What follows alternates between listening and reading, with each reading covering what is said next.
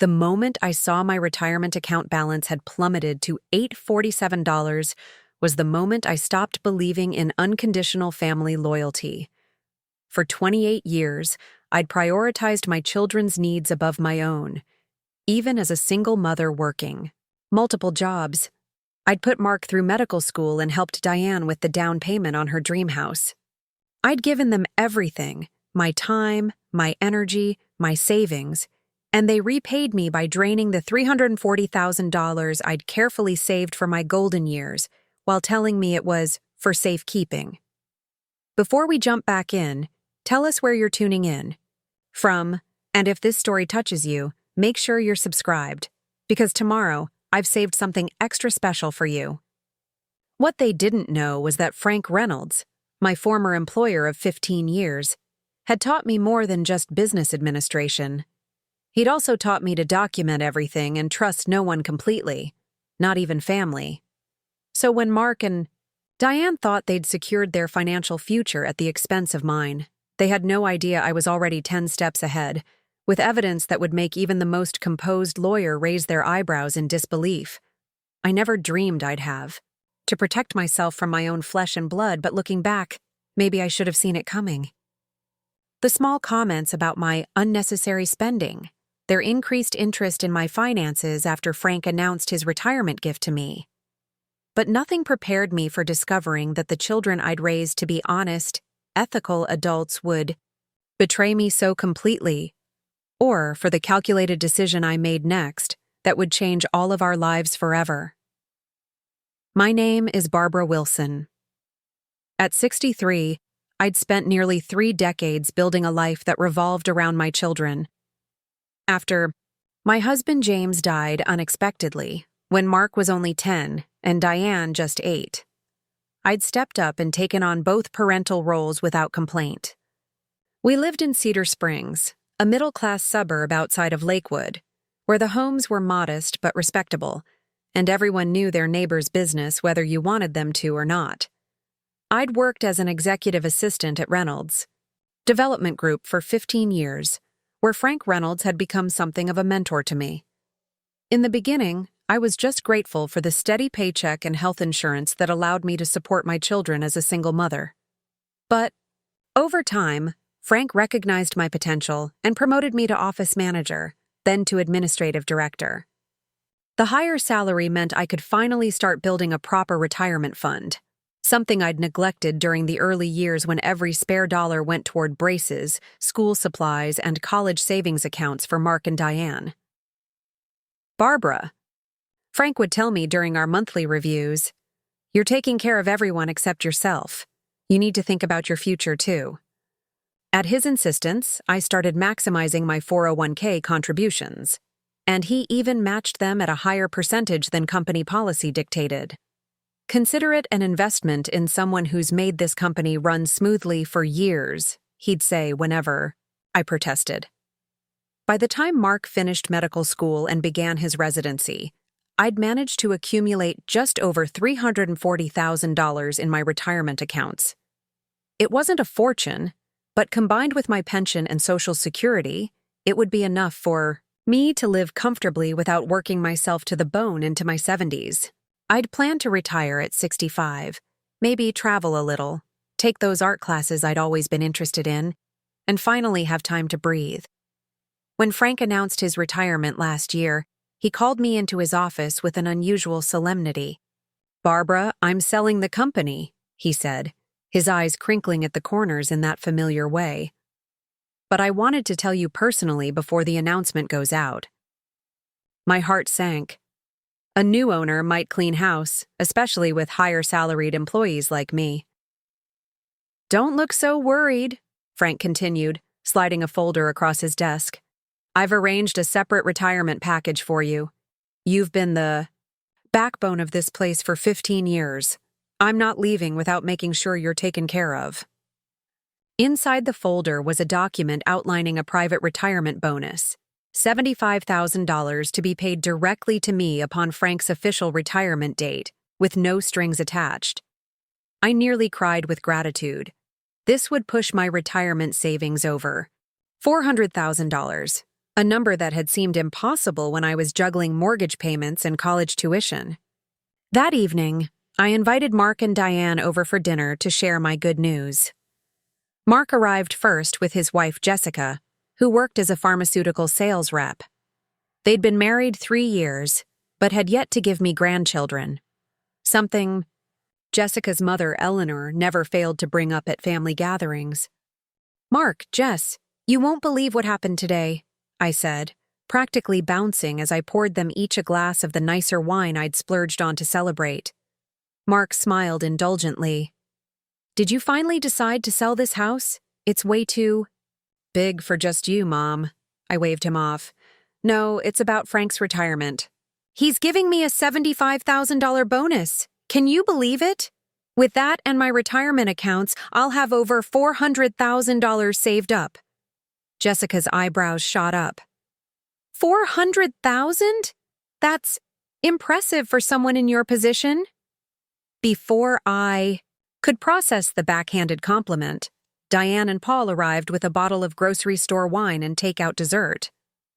Diane worked as a middle school English teacher, and Paul was in sales at a local electronics company. They'd bought their house last year with my help, $30,000 toward their down payment, which they'd insisted was just a temporary loan that they'd pay back as soon as things stabilized. "Sorry we're late," Diane said, kissing my cheek. "Parent-teacher conferences ran long. What are we celebrating?" I repeated my news, watching their faces carefully. Diane looked genuinely happy for me, but Paul's expression shifted almost imperceptibly. "That's amazing, Mom," Diane said, hugging me. "You deserve it after everything you've done for us." $400,000, Paul repeated, in the same tone Jessica had used. "And you're still planning to work 2 more years?" "That's the plan," I confirmed. "Though maybe I'll cut back to 4 days a week. Frank's bonus gives me some breathing room." Mark set his wine glass down with a deliberate click. "Mom, have you talked to a financial advisor recently? The market's been volatile, and with inflation, I'm not sure that amount will last as long as you think." "I've been working with Kevin at the credit union," I replied, slightly defensive.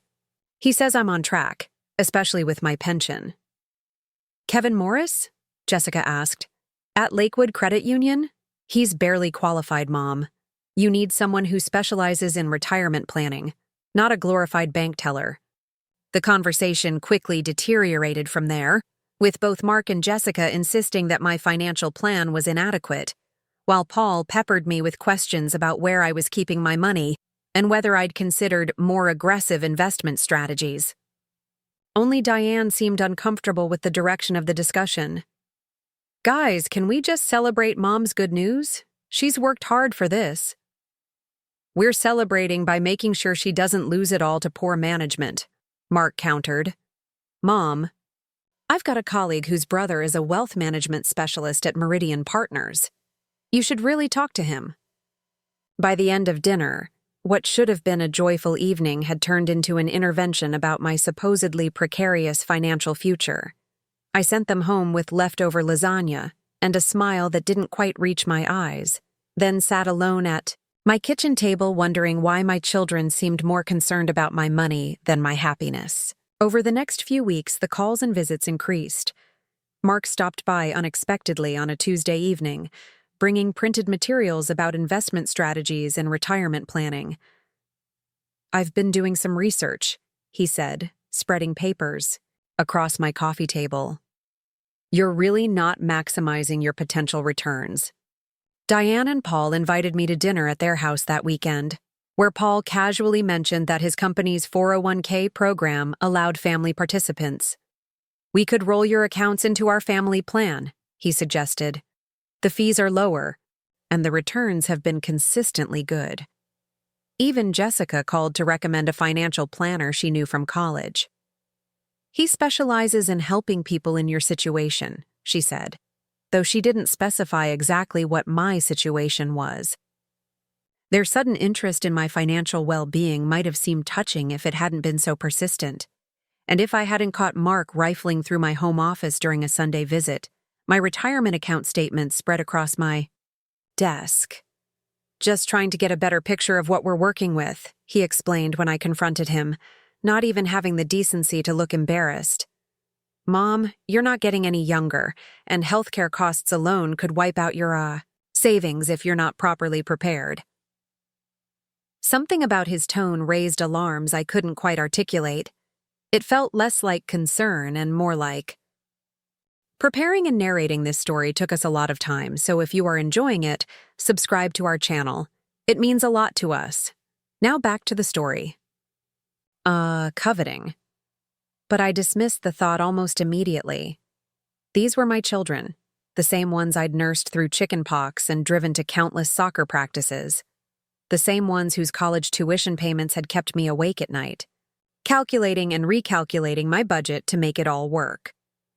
Frank's retirement party came in mid-August, a lavish affair at the Lakewood Country Club with an open bar and a jazz quartet. Patricia, his wife of 40 years, had spared no expense in celebrating his transition from company president to full-time golfer. I wore a navy blue dress I'd splurged on at Nordstrom and allowed myself to feel proud of what I'd accomplished, both professionally and personally. You raised those kids on your own and still managed to build a decent nest egg, Frank said, as we clinked champagne glasses. James would be proud of you, Barbara.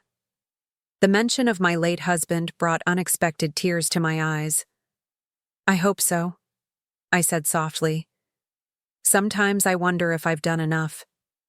Frank studied my face. Something? Bothering you? The kids okay? I hesitated, then shared my vague concerns about Mark and Diane's sudden interest in my finances. Frank listened intently, his expression growing more serious with each detail. Barbara, he said finally, I don't want to overstep, but in my experience, when people start showing unusual interest in someone else's money, it's rarely for the benefit of the money's owner. They're my children, I protested weakly. They're adults with their own financial pressures, Frank countered. Mark's just starting his practice with medical school debt. Diane and Paul bought that house last year. Just promise me you'll... Be careful. Don't sign anything without having Timothy look it over. Timothy Grant was Frank's personal attorney, who had helped me with my will and power of attorney documents a few years earlier. I promised Frank I'd be cautious, though I still couldn't bring myself to believe my children might have ulterior motives. The retirement bonus was deposited into my checking account the following week, and I transferred most of it to my savings, planning to meet with Kevin at the credit union to discuss the best way to add it to my retirement portfolio. But before I could schedule that appointment, Mark called with an urgent request to meet for coffee. He was already waiting at our usual spot near the hospital when I arrived, 2 lattes on the table and an iPad propped up in front of him. His normally pristine white coat was wrinkled, and dark circles shadowed his eyes. Mom, he began without preamble, I need to talk to you about something serious. My heart immediately jumped to worst-case scenarios: cancer, divorce, some terrible medical mistake at work. What's wrong? Are you okay? He waved off my concern. It's not about me, it's about you. I've been consulting with some financial colleagues, and I'm really worried about your retirement funds. Mark, let me finish, he interrupted, turning the iPad toward me. On the screen was a news article about a regional bank failure and the resulting losses to certain account holders. This is happening more and more frequently. The banking system isn't as secure as people think, especially for retirees who don't have time to recover from market downturns or institutional collapses. I sipped my latte, trying to hide my irritation. The credit union has federal insurance and my investments are diversified. Kevin Morris isn't qualified to manage the kind of money you're dealing with now, Mark cut in. Mom, I've spoken with Diane and Paul, and we all agree it would be safer to consolidate your finances under professional management. And who would that be? I asked, already knowing the answer. Mark had the grace to look slightly uncomfortable. We've set up a family trust with Meridian Partners. Your funds would be pooled with ours for better returns, but kept in separately tracked accounts. It's the safest option, especially with the market being so unpredictable. A family trust, I repeated slowly. And who would control this trust? We'd all be trustees, of course. You, me, Diane, Paul. We'd make decisions together, but the day-to-day management would be handled by professionals. What Mark was carefully not saying was that as trustees, they would have access to and control over my retirement savings, the money I'd sacrificed and saved for decades to accumulate. I took another sip of my latte, buying time to control my rising anger. I appreciate your concern, I said finally, keeping my voice level, but I'm comfortable with my current arrangements. Mark's expression hardened. Mom, this isn't a request. We're really worried about you. Your judgment hasn't been the best lately. Excuse me? You spent $300 on a dress for Frank's retirement party.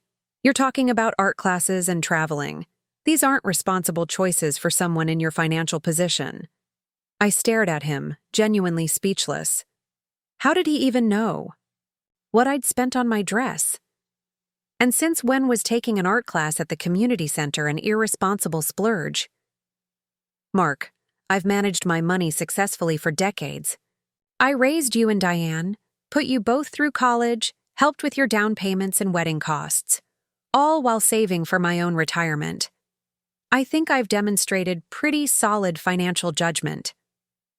His expression softened into something worse than anger, pity. Mom, that was different. Dad's life insurance helped, and you were younger then, sharper. We're just concerned about your vulnerability as you age. I felt as if I'd been slapped. I was 63, not 93. I worked full-time, managed a department of 8 people, and had a clearer mind than half the younger employees at Reynolds Development. And James's life insurance had barely covered the mortgage and immediate expenses after his death. Every dollar since had come from my own hard work. I need to go, I said abruptly, gathering my purse. We can discuss this another time. Mom? Mark reached for my arm, but I pulled away. Another time, I repeated firmly, and left without looking back. That night, I couldn't sleep. Mark's words kept replaying in my mind, each iteration making me angrier than the last. Your judgment hasn't been the best lately. Your vulnerability as you age. We're really worried about you. Was this genuine concern, however misplaced, or something more sinister? I couldn't quite bring myself to believe my children would deliberately try to take advantage of me, but Frank's warning echoed in my thoughts. When people start showing unusual interest in someone else's money, it's rarely for the benefit of the money's owner. The next morning, I called the credit union to schedule an appointment with Kevin to review my accounts and discuss moving my funds to another institution, one my children wouldn't know about. But when I logged in to print my recent statements, I froze in shock. My retirement account balance, which should have shown just over $300,000 to $40,000, now displayed $847.12. My hands trembled as I navigated to the transaction history. 3 days earlier, the day after my coffee meeting with Mark, there had been a transfer of $339,152.88 to an external account I didn't recognize. The description simply read, "Transfer to Family Trust Meridian Partners." I felt physically ill. Without my knowledge or consent, nearly all of my retirement savings had been moved to the family trust Mark had mentioned. But how? I hadn't signed anything or authorized any transfers. Then it hit me. The power of attorney documents I'd signed years ago, naming Mark as my financial agent in the event of my incapacity. Had he somehow used those to authorize the transfer? But I wasn't incapacitated. I was fully employed, mentally sharp, and in good health. I called the credit union immediately and was connected to Samantha Chen, the branch manager. "Mrs. Wilson," she said, her voice careful and professional, "I understand your concern, but the transfer was processed according to our protocols. We received the proper documentation." What documentation? I demanded. I didn't authorize any transfer. There was a pause before she continued. We received a notarized letter of authorization, along with copies of your power of attorney documents naming Dr. Wilson as your financial agent. Everything appeared to be in order. But I'm not incapacitated. The power of attorney isn't even in effect. Another pause. The letter indicated that you had been experiencing memory issues and cognitive decline, and that Dr. Wilson was acting in accordance with the POA's provisions, given his medical credentials and the documentation. Provided we had no reason to question. I cut her off, my voice shaking with rage. I want to speak to your legal department immediately. My son has fraudulently transferred my retirement savings without my consent, and your bank facilitated it. Mrs. Wilson, please calm down. I understand you're upset, but I am not calming down, I said, enunciating each word clearly. Either connect me with your legal department, or I'll be contacting my attorney to initiate legal proceedings against both my son and your institution for fraud and negligence. The line went silent for a moment before Samantha spoke again, her tone noticeably more cautious. I'll transfer you to our legal department right away, Mrs. Wilson. As I waited on hold, I pulled out my cell phone and made another call to Timothy Grant, Frank's attorney. His secretary put me through immediately when I explained it was an emergency. Barbara? Timothy's voice was concerned. What's happened? In as steady a voice as I could manage, I explained the situation. Mark's increasing interest in my finances, the family trust proposal, and now the unauthorized transfer of my retirement savings. Timothy listened without interruption, then said 3 words that would change everything. I'm coming over. 45 minutes later, Timothy sat at my kitchen table, reviewing the account statements and power of attorney documents I'd printed out. His expression grew progressively grimmer with each page he turned. This is textbook financial elder abuse, he said finally, looking up at me with serious eyes. And frankly, it's fraud. You're clearly not incapacitated. The POA isn't in effect, and Mark had no legal right to transfer those funds without your explicit consent. Elder abuse? I repeated, the words tasting bitter in my mouth. But I'm his mother. Timothy's expression softened slightly. Unfortunately, family members are the most common perpetrators of elder financial abuse. They justify it by telling themselves they're protecting the person, or that they'll get the money eventually anyway. But make no mistake, Barbara, taking control of your assets without your knowledge or consent is both illegal and unethical, regardless of the relationship. What do I do?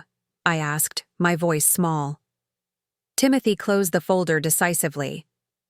First, we file a police report for fraud.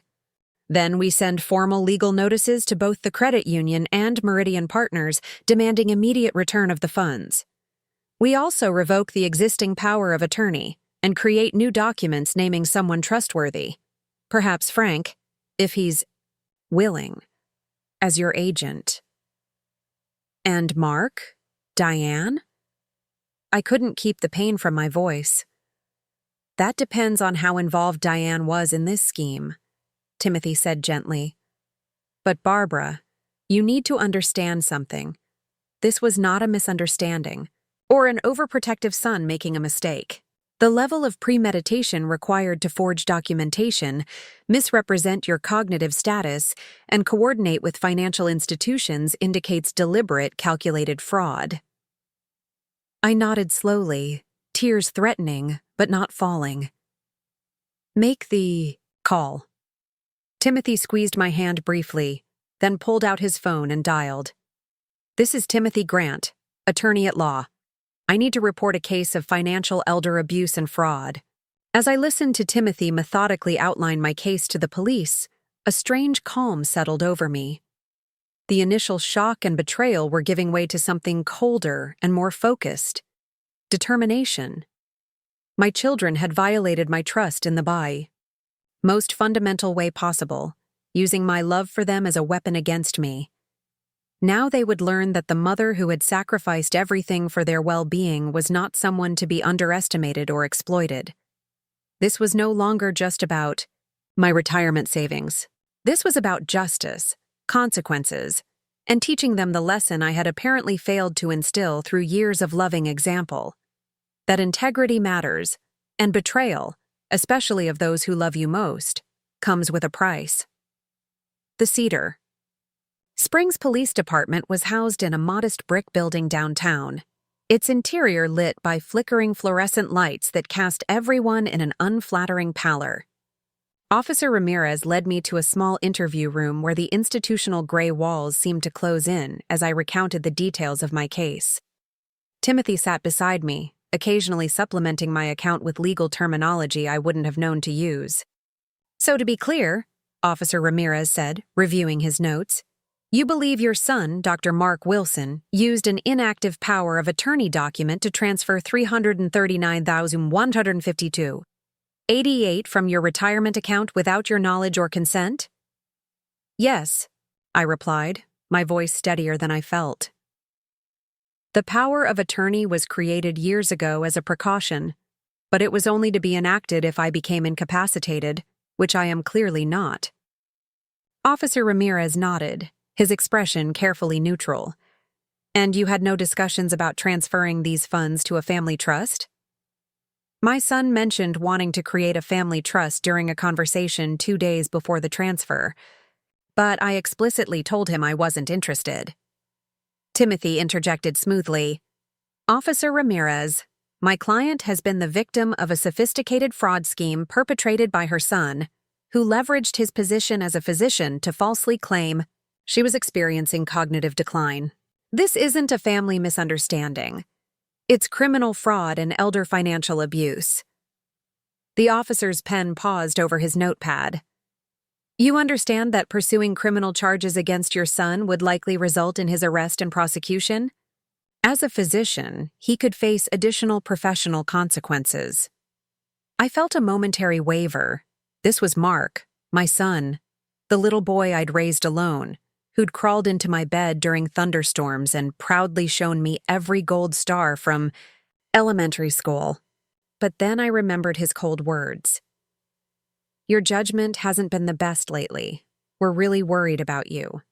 The calculated way he'd undermined my autonomy, prepared for this theft, and lied about my mental capacity.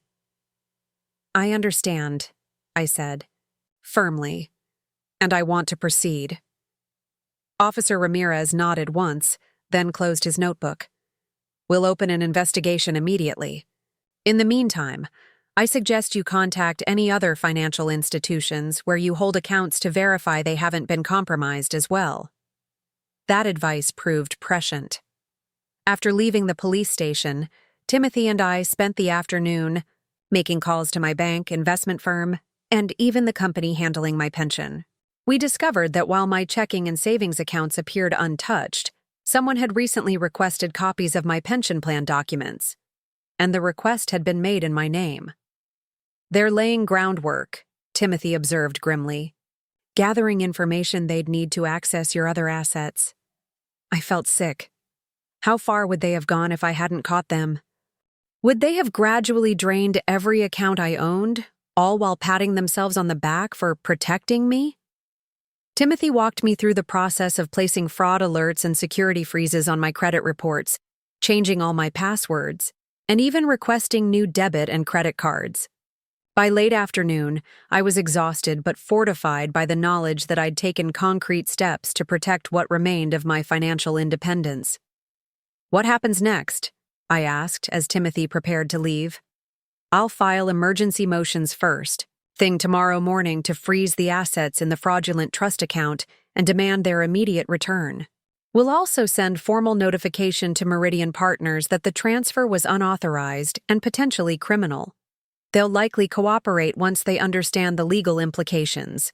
Financial firms don't want to be implicated in fraud cases. And Mark, Diane?" Timothy's expression softened. "The police will likely contact them within 48 hours. You should prepare yourself for their reaction." I didn't have to wait that long.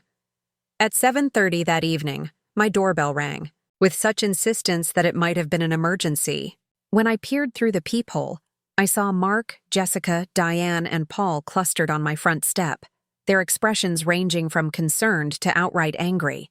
Against my better judgment, and certainly against what Timothy would have advised, I opened the door. "What the hell, Mom?" Mark burst out before I could speak.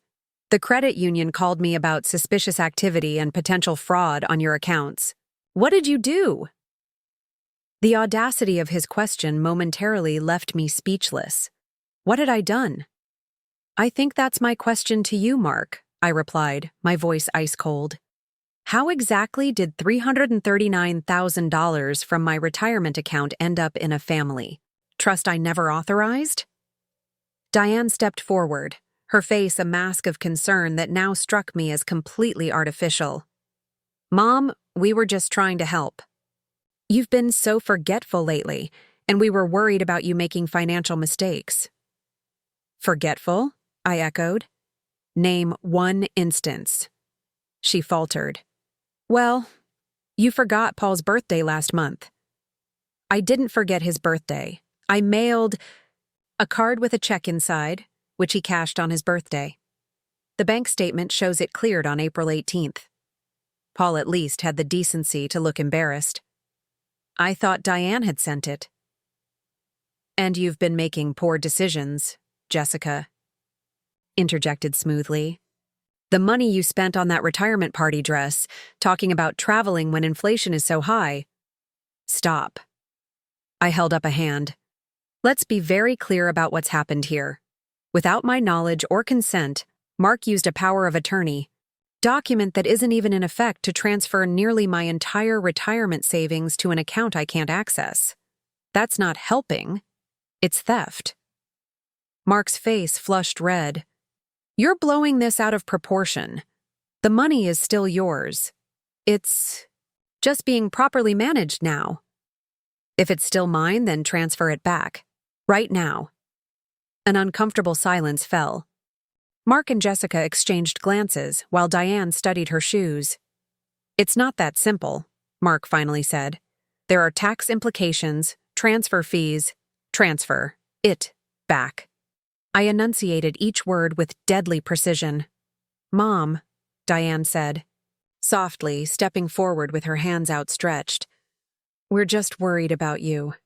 You're not thinking clearly about this." Something inside me snapped.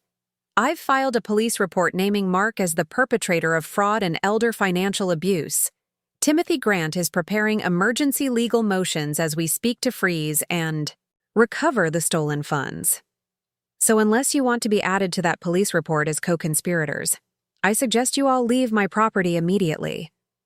Their expressions transformed from righteous indignation to shock. "You called the police?" Mark's voice cracked. "On your own son?" "You stole my life savings," I replied evenly. "What did you expect me to do?" Jessica's face hardened. We're trying to protect you from yourself. This is how you repay our concern? By threatening Mark's medical license and our financial stability?" I looked at her coldly. "Your financial stability was never supposed to depend on stealing my retirement fund."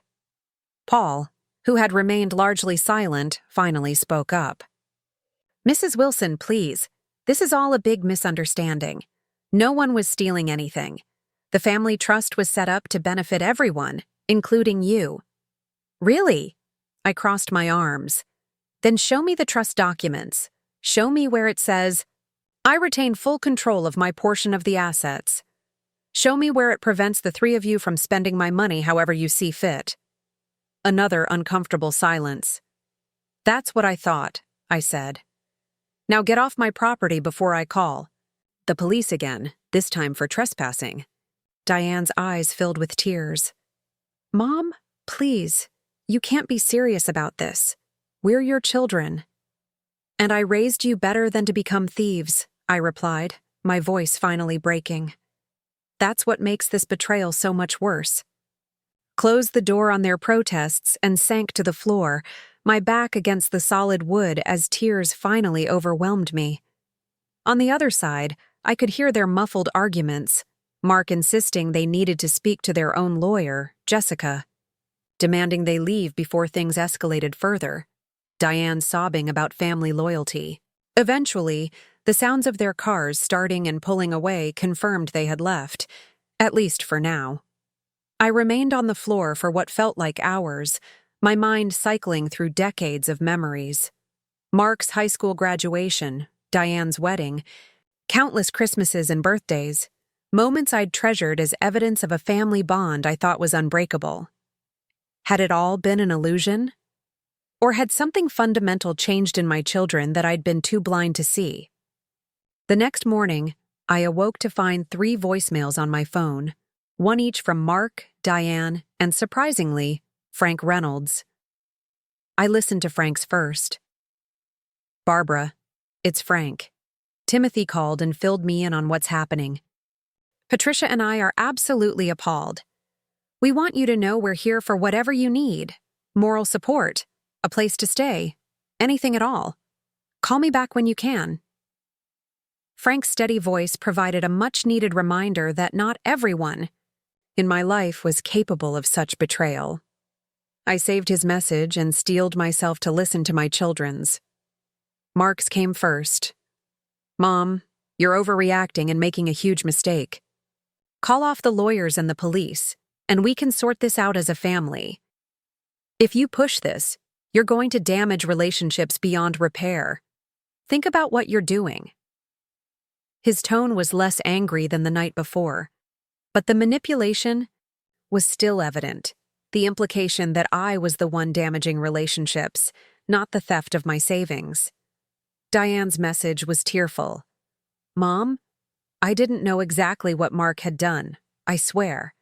I knew about the trust idea, but not that he'd moved. Your money without permission. Please call me back so we can talk. I love you." I wasn't sure whether to believe her. Had Diane truly been unaware of the extent of Mark's actions, or was she trying to distance herself now that there were potential legal consequences? I called Timothy first, bringing him up to speed on the confrontation.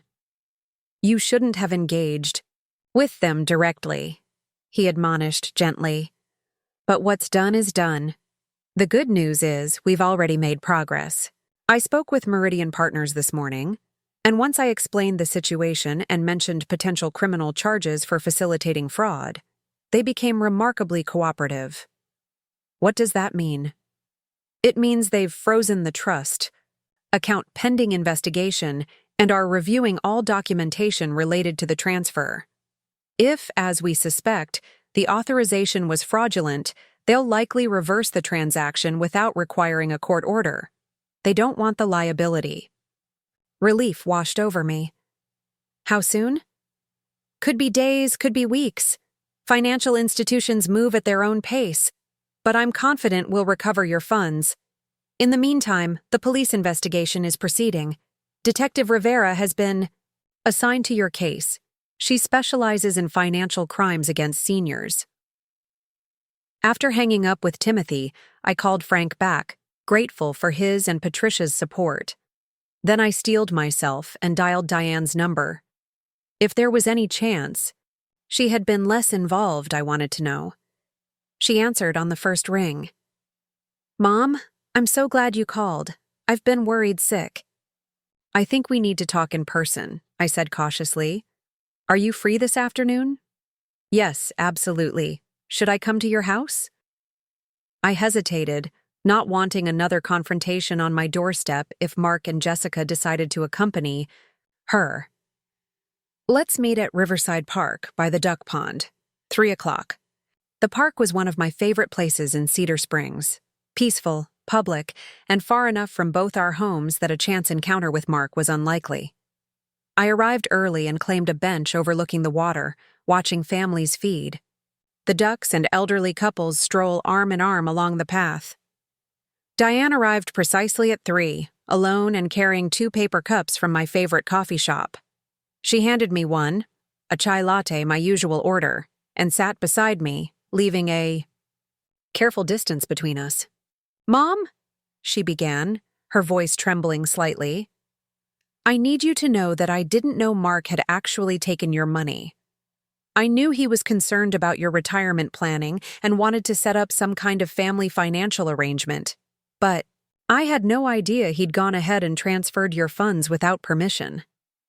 I studied her face, looking for signs of deception. Then why were you at my house last night defending his actions? She flinched. Mark called us in a panic, saying you were making accusations and threatening legal action. He made it sound like you'd misunderstood something he'd done to help you. By the time I realized what had actually happened, she trailed off, looking miserable. What had actually happened, I repeated slowly, is that your brother committed fraud and stole my retirement savings. Diane nodded, tears spilling down her cheeks. I'm so sorry, Mom.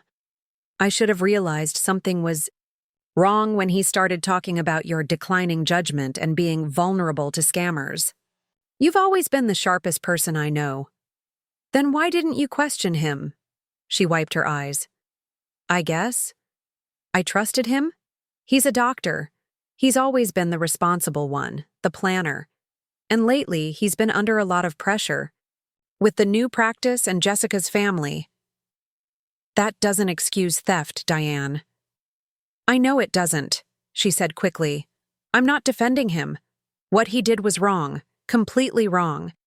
I want you to know I wasn't part of it, not knowingly.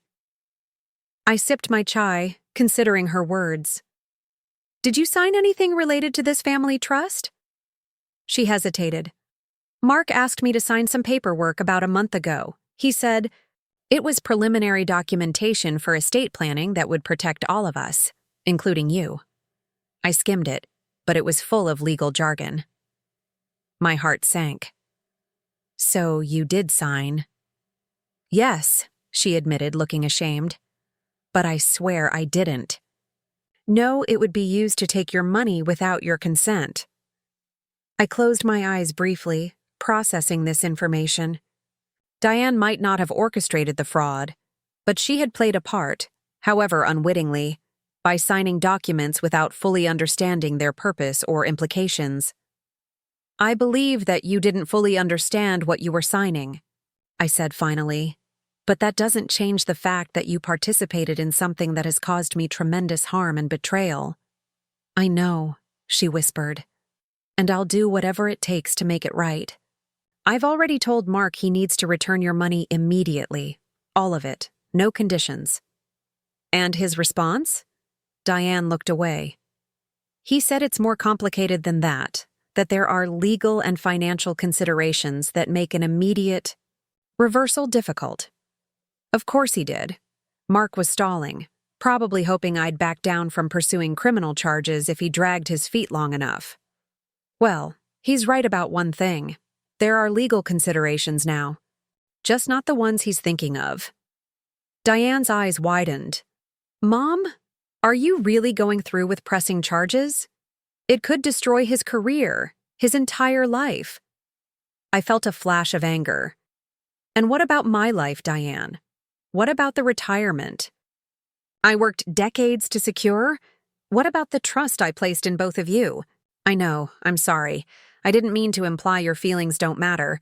It's just such a drastic step. The drastic step was stealing $339,000 from your mother, I said flatly. Everything that follows is simply the natural consequence of that choice. We sat in silence for several minutes, watching a family of ducks glide across the pond's surface. Finally, Diane spoke again, her voice small. What can I do to help make this right? I considered her question carefully.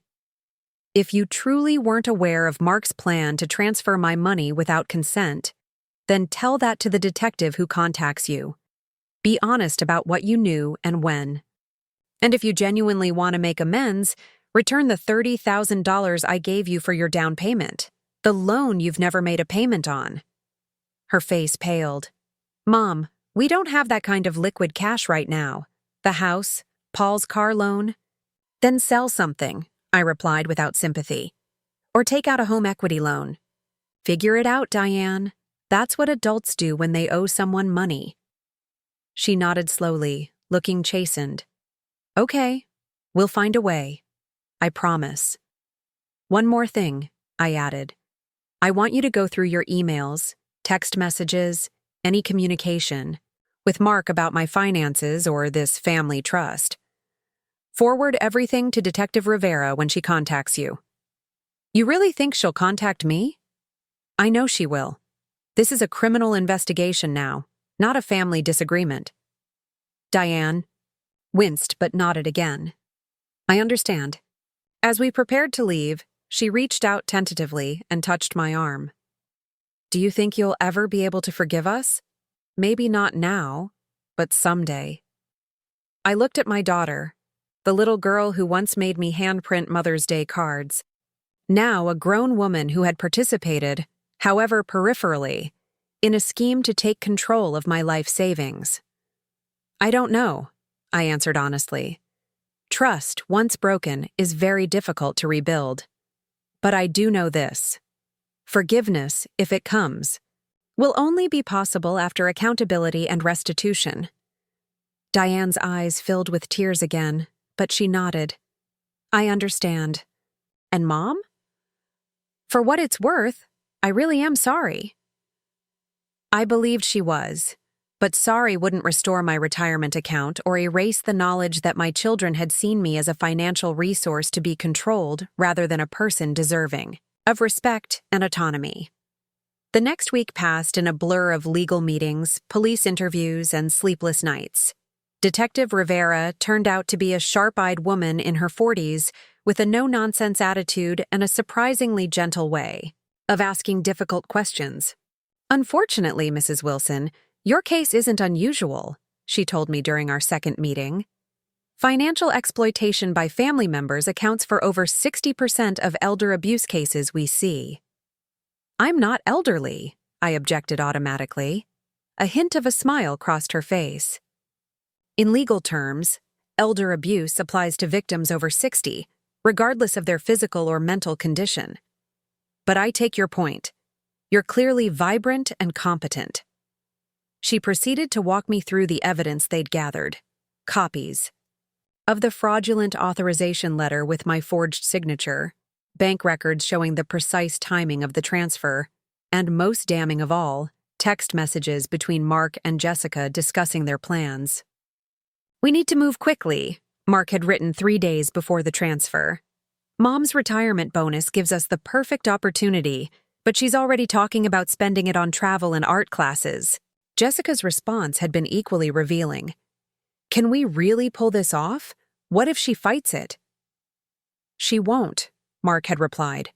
By the time she realizes what's happened, we'll have established a pattern of cognitive decline. Between my medical expertise and the documentation we've put together, no one will question it. Reading those words, the calculated plan to paint me as mentally incompetent, to steal not just my money but my autonomy and dignity, broke something fundamental in my relationship with my son. This wasn't a misunderstanding or a well-intentioned mistake. It was premeditated exploitation of the worst kind. We've interviewed Dr. Wilson, Detective Rivera continued. He's retained counsel and is declining to answer questions, which is his right. But we've also spoken with Diane Cooper, who cooperated fully and provided additional evidence corroborating your account. Did she? I was genuinely surprised. Yes. She seemed genuinely distressed by what had occurred and insisted she hadn't understood the full scope of what she was participating in. Her husband confirmed they're arranging to repay the $30,000 you provided for their home purchase as a gesture of good faith.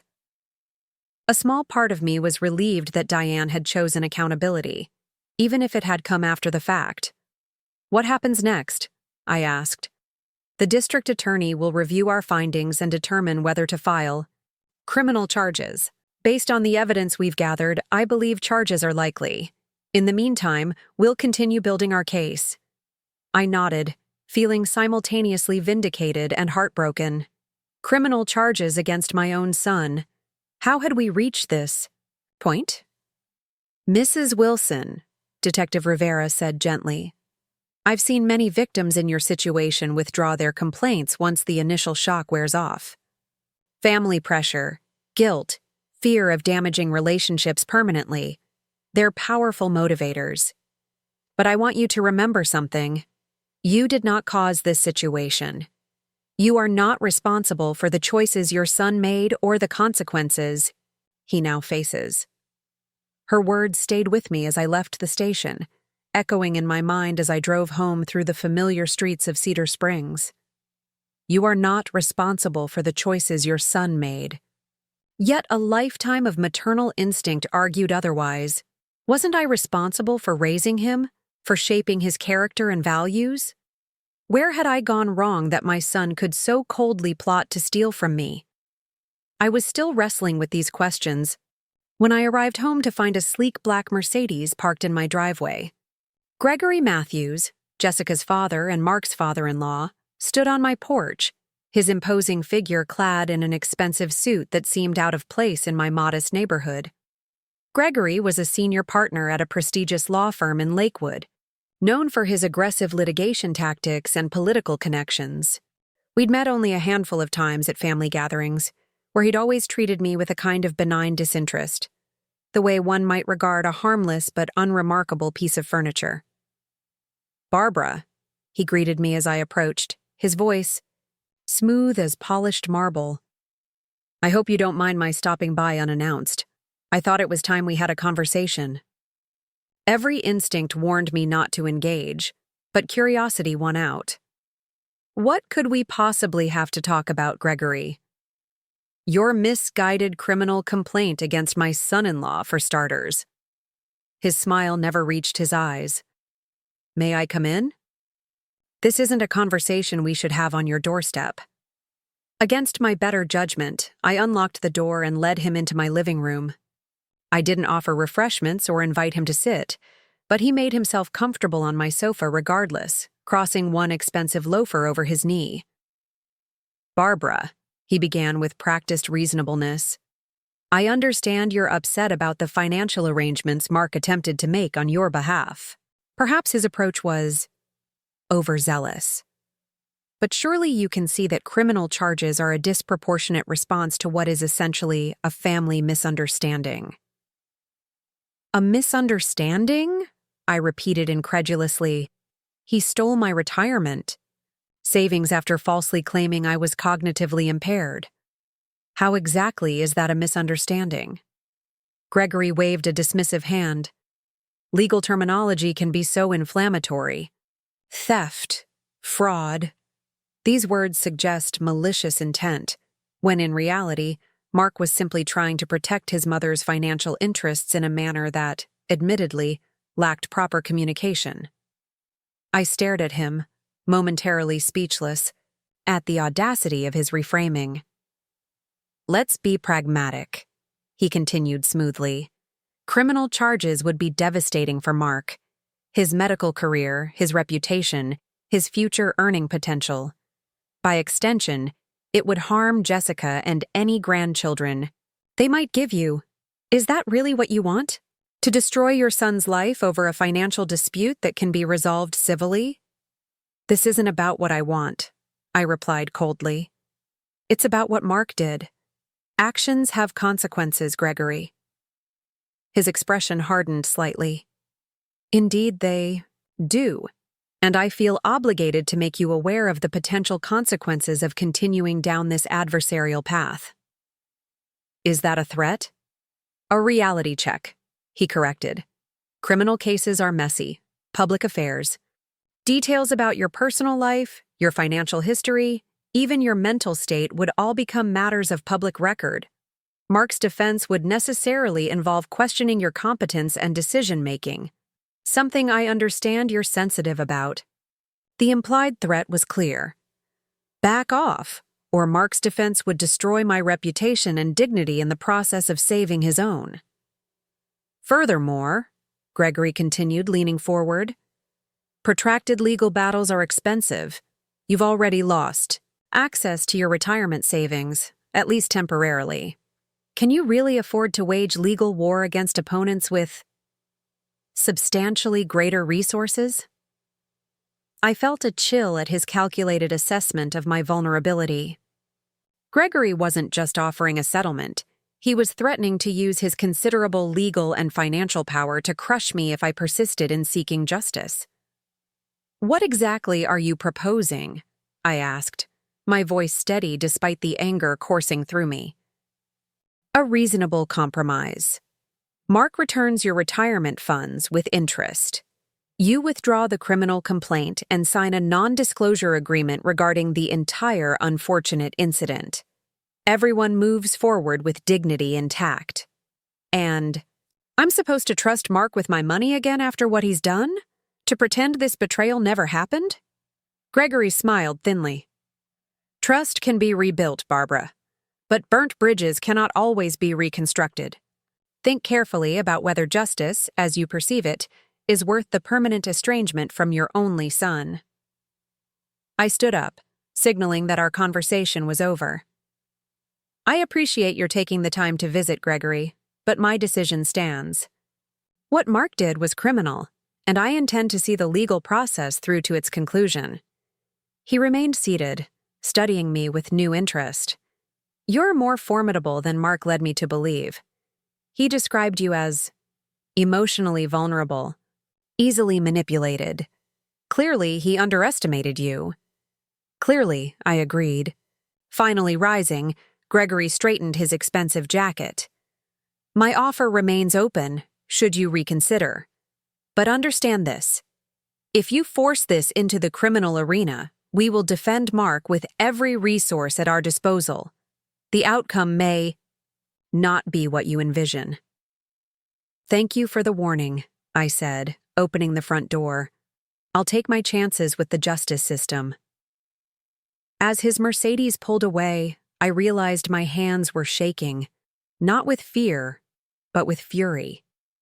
The audacity of Gregory's visit, the cavalier way he'd attempted to minimize Mark's actions and intimidate me into silence, only strengthened my resolve. This wasn't just about my money anymore.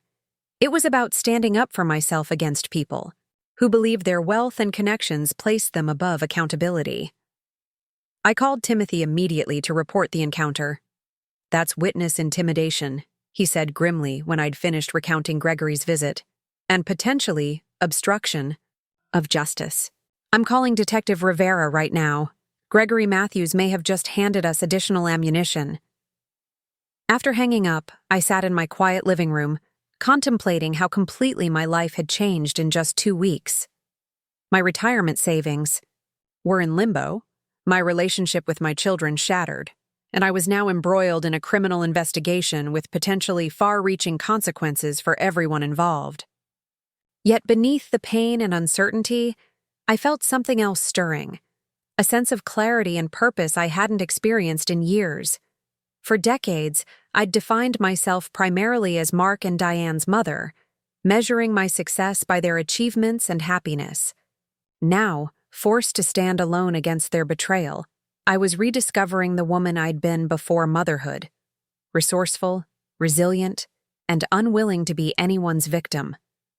Whatever happened next, I would face it on my own terms, not as a vulnerable elder to be protected or exploited, but as Barbara Wilson, a woman who had survived widowhood, raised 2 children alone, built a successful career, and now would fight for the retirement she'd earned through decades of sacrifice and hard work. Gregory Matthews and his legal threats didn't frighten me. After all, I'd already faced the worst betrayal imaginable. What could possibly be more painful than that? The Cedar Springs Gazette was delivered every Thursday morning, and I'd been reading it over coffee for so many years that the routine had become almost sacred. But this particular Thursday, the headline on page 3 made me choke on my first sip. Local physician accused of defrauding mother. The article was brief but devastating in its precision, outlining the allegations against Mark without naming him directly, though anyone in our close-knit community would have no trouble connecting the dots. A Cedar Springs doctor is under investigation for allegedly transferring over $300,000 from his mother's retirement account without authorization, it read. Sources close to the investigation indicate the physician may have misused his medical credentials to falsely claim his mother was experiencing cognitive decline. My phone began ringing almost immediately. First, Olivia Thompson, my closest friend since moving to Cedar Springs, then my neighbor Cynthia, followed by 3 other acquaintances, all expressing shock and offering support, but also fishing for details I wasn't prepared to share. By noon, I'd silenced my phone and was sitting in Frank and Patricia Reynolds' sunroom, seeking refuge from the sudden spotlight. Patricia poured me a second cup of tea, her kind face creased with concern. "The article doesn't mention you by name," she said, trying to be reassuring. "Most people won't make the connection." Frank, always more direct, shook his head. "In a town this size, everyone will know by dinner. But Barbara, you have nothing to be ashamed of. You're the victim here, not the perpetrator." "It doesn't feel that way," I admitted, staring into my teacup. "I feel exposed, humiliated, like everyone is judging my parenting, my relationship with my children, wondering what I did wrong to deserve this." "You did nothing wrong," Patricia said firmly. "Mark made his choices. So did Diane. You gave them values, education, love. What they did with those gifts is on them, not you." Frank leaned forward, his weathered hands clasped between his knees. "Barbara, I've known you for 15 years. You're one of the most dedicated, selfless mothers I've ever met. But you're also a person in your own right, with the same rights to dignity and security as anyone else. Don't let anyone, including your own children, make you forget that." His words, so similar to Detective Rivera's, steadied me. I took a deep breath and straightened my shoulders. "You're right. I need to stop hiding and face this head on. What happened wasn't my fault, and I won't act as if it was." Patricia smiled, relief evident in her expression. "That's the Barbara we know. Now what can we do to help?" "Just what you're doing now," I replied gratefully. "Being friends, reminding me I'm not alone." When I returned home that afternoon, I found a certified letter from Meridian Partners in my mailbox. With trembling fingers, I opened it, scanning quickly for the relevant information. The firm acknowledged that the transfer from my retirement account had been improperly authorized and confirmed they had frozen the family trust account pending resolution of the dispute. They required additional documentation to reverse the transaction, but assured me they were cooperating fully with law enforcement. It wasn't an immediate victory, but it was progress. I called Timothy to share the update. "This is excellent news," he said, the satisfaction evident in his voice. "Once they verify the transfer was unauthorized, they'll be legally obligated to return the funds to avoid liability. I'll prepare the additional documentation they need immediately." "How long do you think it will take?" "Hard to say with certainty. Financial institutions move at their own pace. But given the potential for criminal charges and civil liability if they delay, I'd estimate 2 to 3 weeks for the reversal to process. 2 to 3 weeks. After the emotional roller coaster of the past 10 days, it felt both impossibly long and surprisingly manageable. For the first time since discovering the theft, I allowed myself to believe that I might actually recover my retirement savings. "There's something else you should know," Timothy continued, his tone shifting. "The district attorney's office contacted me this morning. They're proceeding with charges against Mark." My breath caught. Despite knowing this was a possibility, even a likelihood, hearing it confirmed made it suddenly painfully real. "What exactly does that mean?" I asked. "It means Mark will be formally charged with financial elder abuse and fraud. There will be an arraignment and eventually a trial if he doesn't accept a plea deal. Will I have to testify?" "Potentially, yes. But Barbara, you need to prepare yourself. This is going to get uglier before it gets better. Mark's defense team will almost certainly try to undermine your credibility and competence, just as Gregory Matthews implied. I thought of the threatening visit from Mark's father-in-law, his smooth voice delivering thinly veiled warnings about what would happen if I persisted. I'm prepared for that, I said, though my voice betrayed more confidence than I truly felt. There's also the issue of Diane's involvement, Timothy added carefully. The DA is reviewing whether she should face charges as well, given her signature on the trust documents.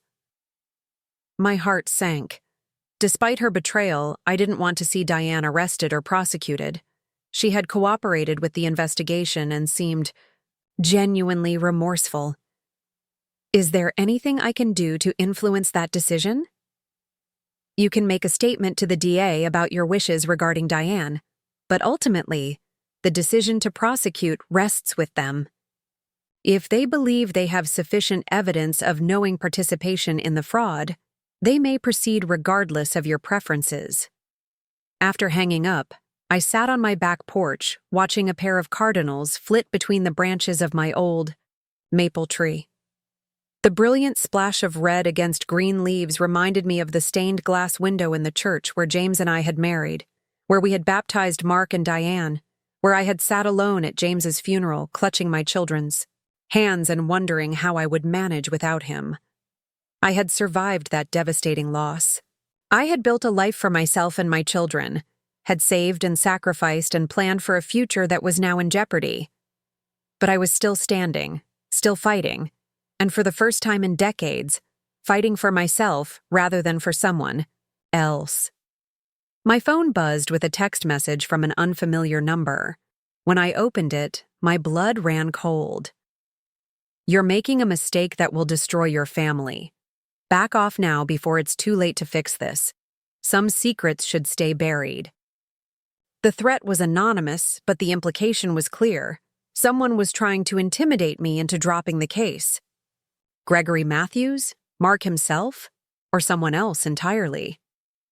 I saved the message and immediately forwarded it to Detective Rivera with a brief explanation. She called within minutes.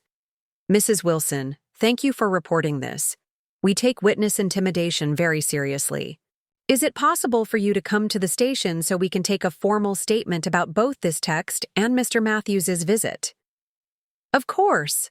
I can be there in 30 minutes. Perfect. And Mrs. Wilson, if you receive any additional threatening communications, please document them, but don't respond. We'll handle it from here. At the police station, Detective Rivera guided me through the process of documenting the threats. She seemed particularly interested in Gregory Matthews' visit. The timing is suspicious, she observed as she reviewed my statement. Within days of our interviewing his son-in-law, he shows up at your home with an offer to resolve the matter. Privately, coupled with thinly veiled threats about what might happen if you don't cooperate. Do you think he sent the text message too? Possibly, though it's difficult to trace these things when people use temporary numbers or messaging apps. But the content certainly aligns with the pressure he was applying during his visit. She looked up from her notes, her expression serious. Mrs. Wilson, would you be comfortable with us installing temporary security cameras at your home? Given these threats, we'd like to ensure your safety. The suggestion that I might be in physical danger hadn't occurred to me until that moment. Do you really think that's necessary? It's a precaution. Financial crimes can escalate when the perpetrators feel cornered, especially when family dynamics and significant assets are involved. I'd rather be overly cautious than regret not taking steps to protect you. I agreed to the cameras, which were installed later that day. Small, unobtrusive devices at my front and back doors, and one overlooking my driveway.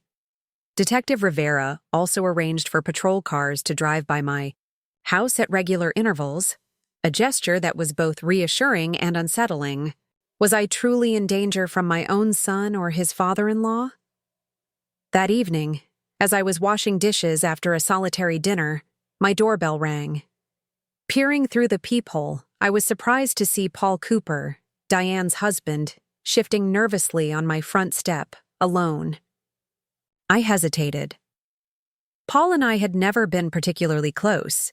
He'd always seemed more interested in leveraging his connection to me for financial assistance than in building a genuine relationship. But curiosity got the better of me, and I opened. the door keeping the security chain engaged.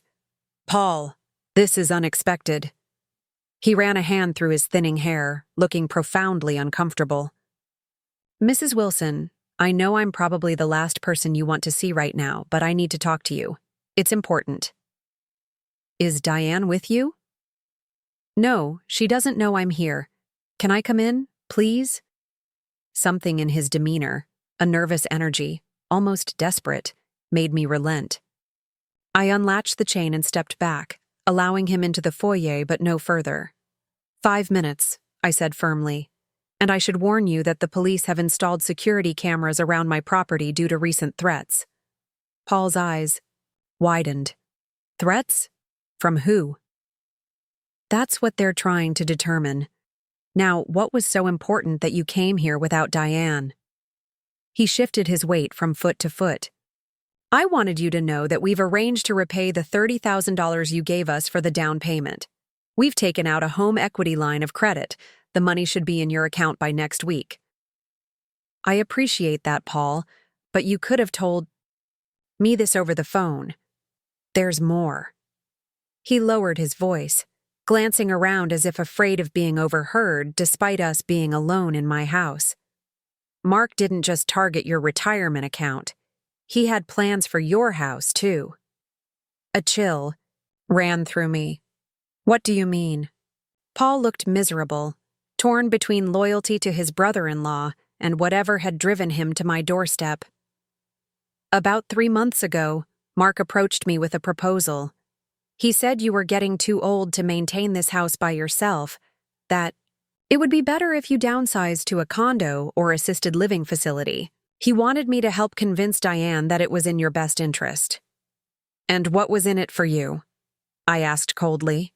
He had the grace to look ashamed. "Mark suggested that if we helped persuade you to sell, we could use some of the proceeds to pay off our mortgage.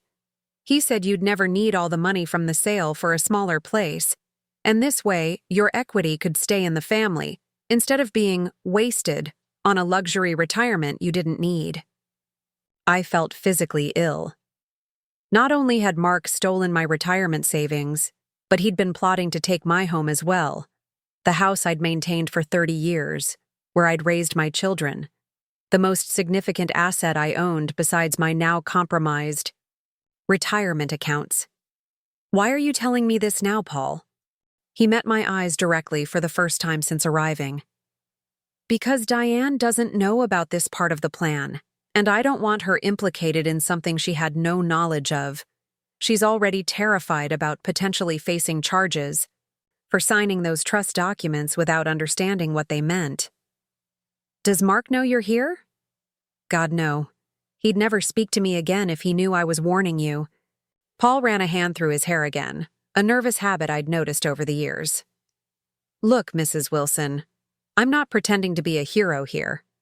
I went along with Mark's plans further than I should have because the financial incentives were tempting. But when I saw how devastated Diane was about what happened with your retirement account, how betrayed she felt by Mark and by her own unwitting participation, I realized I needed to come clean." I studied him carefully, weighing his words against his past behavior. Paul had always struck me as weak-willed and somewhat opportunistic, but not malicious. His current distress seemed genuine, as did his concern for Diane. "I'll tell Detective Rivera what you've shared," I said finally. "Whether it helps Diane's case will be up to the district attorney." "I understand." He fumbled in his jacket pocket and extracted a folded sheet of paper. "I brought this too.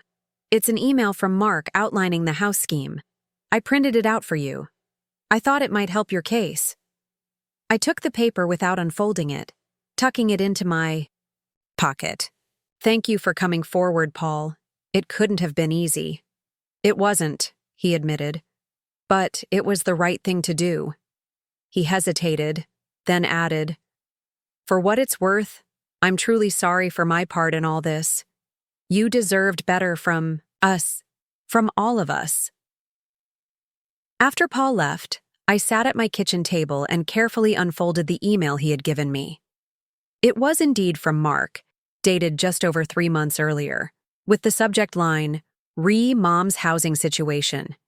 The message outlined in clinical detail a plan to convince me to sell my house, using a combination of concern about maintenance costs, exaggerated safety risks for a woman living alone, and appeals to my desire not to be a burden as I aged. The most chilling part was the detailed breakdown of how the proceeds from the sale would be distributed. 30% to fund a modest senior apartment, 30% to be added to the family trust for safekeeping, and the remaining 40% to be invested in family priorities, including helping Mark and Jessica purchase a larger home and paying off Diane and Paul's mortgage. Nowhere in the email was there any consideration of what I might want or need, or any acknowledgement that the house and its equity belonged solely to me. I was treated as an obstacle to be managed, not a person with agency or rights to my own property. I forwarded the email to Timothy and Detective Rivera, my hands shaking with a combination of fury and vindication. This was irrefutable evidence of a broader conspiracy to systematically strip me of my assets under the guise of protecting me. Detective Rivera called early the next morning. "Mrs. Wilson, thank you for sending this email. It significantly strengthens our case against Dr. Wilson and potentially implicates others in a conspiracy to commit elder financial abuse." "Including Paul?" I asked, surprisingly reluctant to see him prosecuted after he had come forward voluntarily. "That's for the DA to determine, but his cooperation will certainly be taken into consideration. The fact that he voluntarily provided evidence against Dr. Wilson and disclosed the broader scheme will likely work in his favor." I felt a mixture of relief and apprehension. The evidence against Mark was mounting, making it increasingly likely he would face serious consequences for his actions. Yet the thought of my son, regardless of what he had done, facing criminal charges and potentially prison time, still sent a spike of maternal anguish through my heart. "Detective?" I said, hesitantly. "What kind of penalties might Mark be facing if he's convicted?" There was a brief pause before she answered, her tone careful and professional. "Financial elder abuse involving amounts over $100,000 is a felony that can carry prison time of up to 4 years, plus restitution and fines. Given Dr. Wilson's position of trust as both your son and a physician, and the evidence of premeditation and conspiracy, the DA would likely seek a significant sentence, 4 years. Mark could spend 4 years in prison for what he had done." The thought was almost unbearable, despite my anger and sense of betrayal. Is there any way to resolve this without a trial?" I asked. "Some kind of plea. Arrangement that would include full restitution, but perhaps avoid prison time?" "That would be up to the district attorney's office," Detective Rivera replied. "But, Mrs. Wilson, I need to ask, are you having second thoughts about pursuing charges?" I closed my eyes, trying to sort through the tangle of emotions. "No," I said finally. "What Mark did was wrong, and there need to be consequences. I suppose I'm still struggling with the reality of seeing my son prosecuted as a criminal." "That's completely normal," she assured me. "Many victims of family financial abuse experience similar conflicted feelings.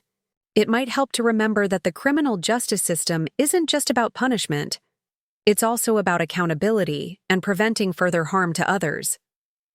After we hung up, I sat on my back porch with a cup of coffee, watching the morning light filter through the maple leaves. Detective Rivera's words echoed in my mind: accountability and preventing further harm. If Mark faced no serious consequences for stealing hundreds of thousands of dollars from his own mother, what message would that send? That family members were fair game for financial exploitation? That the wealthy and well-connected could commit crimes with impunity? My phone rang again. Timothy this time with unexpected news. "Barbara, Meridian Partners called. They've completed their investigation and determined that the transfer was indeed unauthorized. They're preparing to reverse the transaction and return your funds to your original retirement account." Relief washed over me. "When?" The paperwork is being processed now. They estimate the funds will be back in your account within 5-7 business days. You'll need to sign some documents releasing them from liability, which I've already reviewed and approved. That's wonderful news. For the first time in weeks, I felt a weight lifting from my shoulders. My retirement savings, the security I'd worked so hard to build, would soon be back under my control. There's more, Timothy continued. Mark's attorney reached out this morning. They want to discuss a settlement. My pulse quickened. What kind of settlement? The details weren't specified, but the timing suggests they've learned about Meridian, Partner's decision to return the funds, and Paul Cooper's cooperation with the investigation. They're likely looking for a way to mitigate the criminal charges. Do you think I should consider it? Timothy was silent for a moment, weighing his words carefully. As your attorney, I should point out that a settlement might offer you more immediate closure and certainty than a lengthy criminal trial. However, as your friend, I'll remind you that you weren't looking for a financial windfall here. You were seeking justice for a serious betrayal of trust. The question is, what would justice look like to you at this point?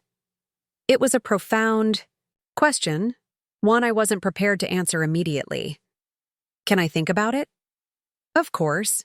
I'll set up a meeting with Mark's attorney later this week, and you can decide your position before then. There's no obligation to agree to anything. After hanging up, I decided to take a walk around the neighborhood to clear my head. Cedar Springs was at its most beautiful in late spring, with flowering dogwoods and azaleas painting the carefully maintained yards in shades of pink and white. I'd walked these streets thousands of times over the decades, pushing a stroller when the children were small, holding their hands as they learned to ride bikes, later alone after they left for college and started their own lives. This community had witnessed every chapter of my adult life, the triumphs and tragedies, the everyday moments that had shaped our family story. Now it was witnessing this painful unraveling, this public exposure of betrayal and broken trust. Lost in thought, I almost didn't notice Eleanor Matthews, Jessica's mother and Gregory's wife, until we were face to face on the sidewalk. She was dressed for tennis, her blonde hair pulled back in a youthful ponytail that contrasted with the tight, disapproving line of her mouth. "Barbara," she greeted me coldly. "I'm surprised to see you out and about given the circumstances." I straightened my shoulders. "Hello, Eleanor. Beautiful day, isn't it?" She ignored my attempt at pleasantry. "Do you have any idea what you're doing to our family? To Jessica? To your own son's reputation and career?" "I think the question is what Mark did to his own reputation and career when he decided to steal my retirement savings," I replied evenly. Eleanor's perfectly made-up face contorted with indignation. "He was trying to protect you. Your financial management has been questionable for years. Everyone knows you've been supporting both your children well beyond what's reasonable. Mark was simply taking steps to secure your future before you gave away everything to Diane or some charity scam." The casual disdain in her voice, the assumption that I was incapable of managing my own affairs, ignited a slow-burning anger in me. "Do you actually believe that, Eleanor? Or is that just the story Mark and Jessica have been telling to justify theft?" "It wasn't theft," she hissed, glancing around to make sure no neighbors were witnessing our confrontation. "It was prudent financial management by someone who actually understands how money works. Your son is a respected physician, not a criminal. And yet he forged my signature, lied about my mental capacity, and transferred my money without my knowledge or consent. What would you call that, if not criminal?" Eleanor's face flushed with anger. "I would call it a family matter that should have been handled privately, not dragged through the courts and plastered across the local newspaper. Do you have any idea how humiliating this has been for Jessica? For our entire family?" "I can imagine," I said quietly. "It must be somewhat similar to discovering your own child has stolen your life savings and tried to have you declared incompetent." She took a physical step back, as if my words had physically struck her. "You're making a terrible mistake, Barbara. Gregory warned you there would be consequences if you pursued this vindictive crusade. The Matthews family has resources and connections you can't begin to imagine. When this is over, you'll be the one who ends up alone and disgraced." The threat was unmistakable, but instead of intimidating me, it only strengthened my resolve. Is that another attempt at intimidation, Eleanor? Because the last one was reported to the police, and I'll be reporting this one too. Her eyes widened in alarm. Don't be ridiculous. I'm simply stating facts. So am I. Goodbye, Eleanor. I walked away with my head held high, leaving her standing on the sidewalk. Her threats, like Gregory's, revealed the true nature of the family my son had married into. Wealthy, entitled people who believed their status placed them above the law and common decency. Back home, I found a voicemail from Diane. "Mom, it's me. I heard that Meridian Partners is returning your money. I'm so relieved. Paul told me he went to see you about everything. I want you to know I had no idea about the house scheme. None. I never would have agreed to that. Please call me when you can. I miss you." Her voice sounded small and sincere, cracking slightly on the final words. Despite everything, a part of me ached to comfort her, to assure her that our relationship wasn't beyond repair. But another part, the part that had been strengthening daily since the betrayal, knew that reconciliation would require time, accountability, and fundamental changes in how she viewed me and her responsibilities as an adult daughter. I decided not to call her back immediately. Instead, I sat down at my kitchen table with a legal pad and began to write out what justice in this situation would look like to me. Timothy's question deserved careful consideration before our meeting with Mark's attorney. After nearly an hour of reflection, I had my answer. A framework for what I would need to consider any kind of settlement. Full financial restitution was only the beginning. I also wanted formal acknowledgement of wrongdoing, not just from Mark, but from everyone who had participated in or benefited from the scheme. I wanted protection from future attempts to control my assets or question my competence. And I wanted assurances that Diane, who seemed genuinely remorseful, would not face criminal charges as a result of her limited, unknowing participation. Most importantly, I wanted to reclaim my power, to establish unequivocally that I was not a vulnerable elder to be managed, controlled, or exploited, but a competent adult with the right to make my own decisions about my life and resources. Armed with this clarity, I called Timothy to discuss the upcoming meeting with Mark's attorney. For the first time since discovering the theft, I felt fully in control, not of the outcome, which remained uncertain, but of my own position and priorities within this painful family drama. The Barbara Wilson who had trusted blindly, who had given endlessly without expectation of respect or reciprocity, was gone. In her place stood a woman who had faced betrayal and emerged stronger, wiser, and unwilling to accept anything less than the justice and dignity she deserved. The law offices of Bradshaw and Harrington occupied the entire top floor of the tallest building in Lakewood, its floor-to-ceiling windows offering panoramic views of the city skyline and distant mountains. I sat beside Timothy in a conference room larger than my entire living room, an untouched glass of water in front of me, waiting for Mark's attorneys to arrive. "Remember," Timothy said quietly, "you're in a position of strength here. They requested this meeting, not us. Mark is facing serious criminal charges with substantial evidence against him. Whatever they offer, we can walk away if it doesn't meet your requirements." I nodded, smoothing imaginary wrinkles from my charcoal gray suit, the one I'd worn to Frank's retirement party, now repurposed for this pivotal confrontation. The irony wasn't lost on me. What should have been the beginning of my carefree retirement had instead become a battle for my financial autonomy and dignity. The door opened, and 3 people entered. A silver-haired man in an immaculate suit who introduced himself as Edward Bradshaw, Mark's lead attorney. A younger woman with sharp eyes and a tablet in hand, identified as his associate Vanessa Chen, and to my surprise, Mark himself.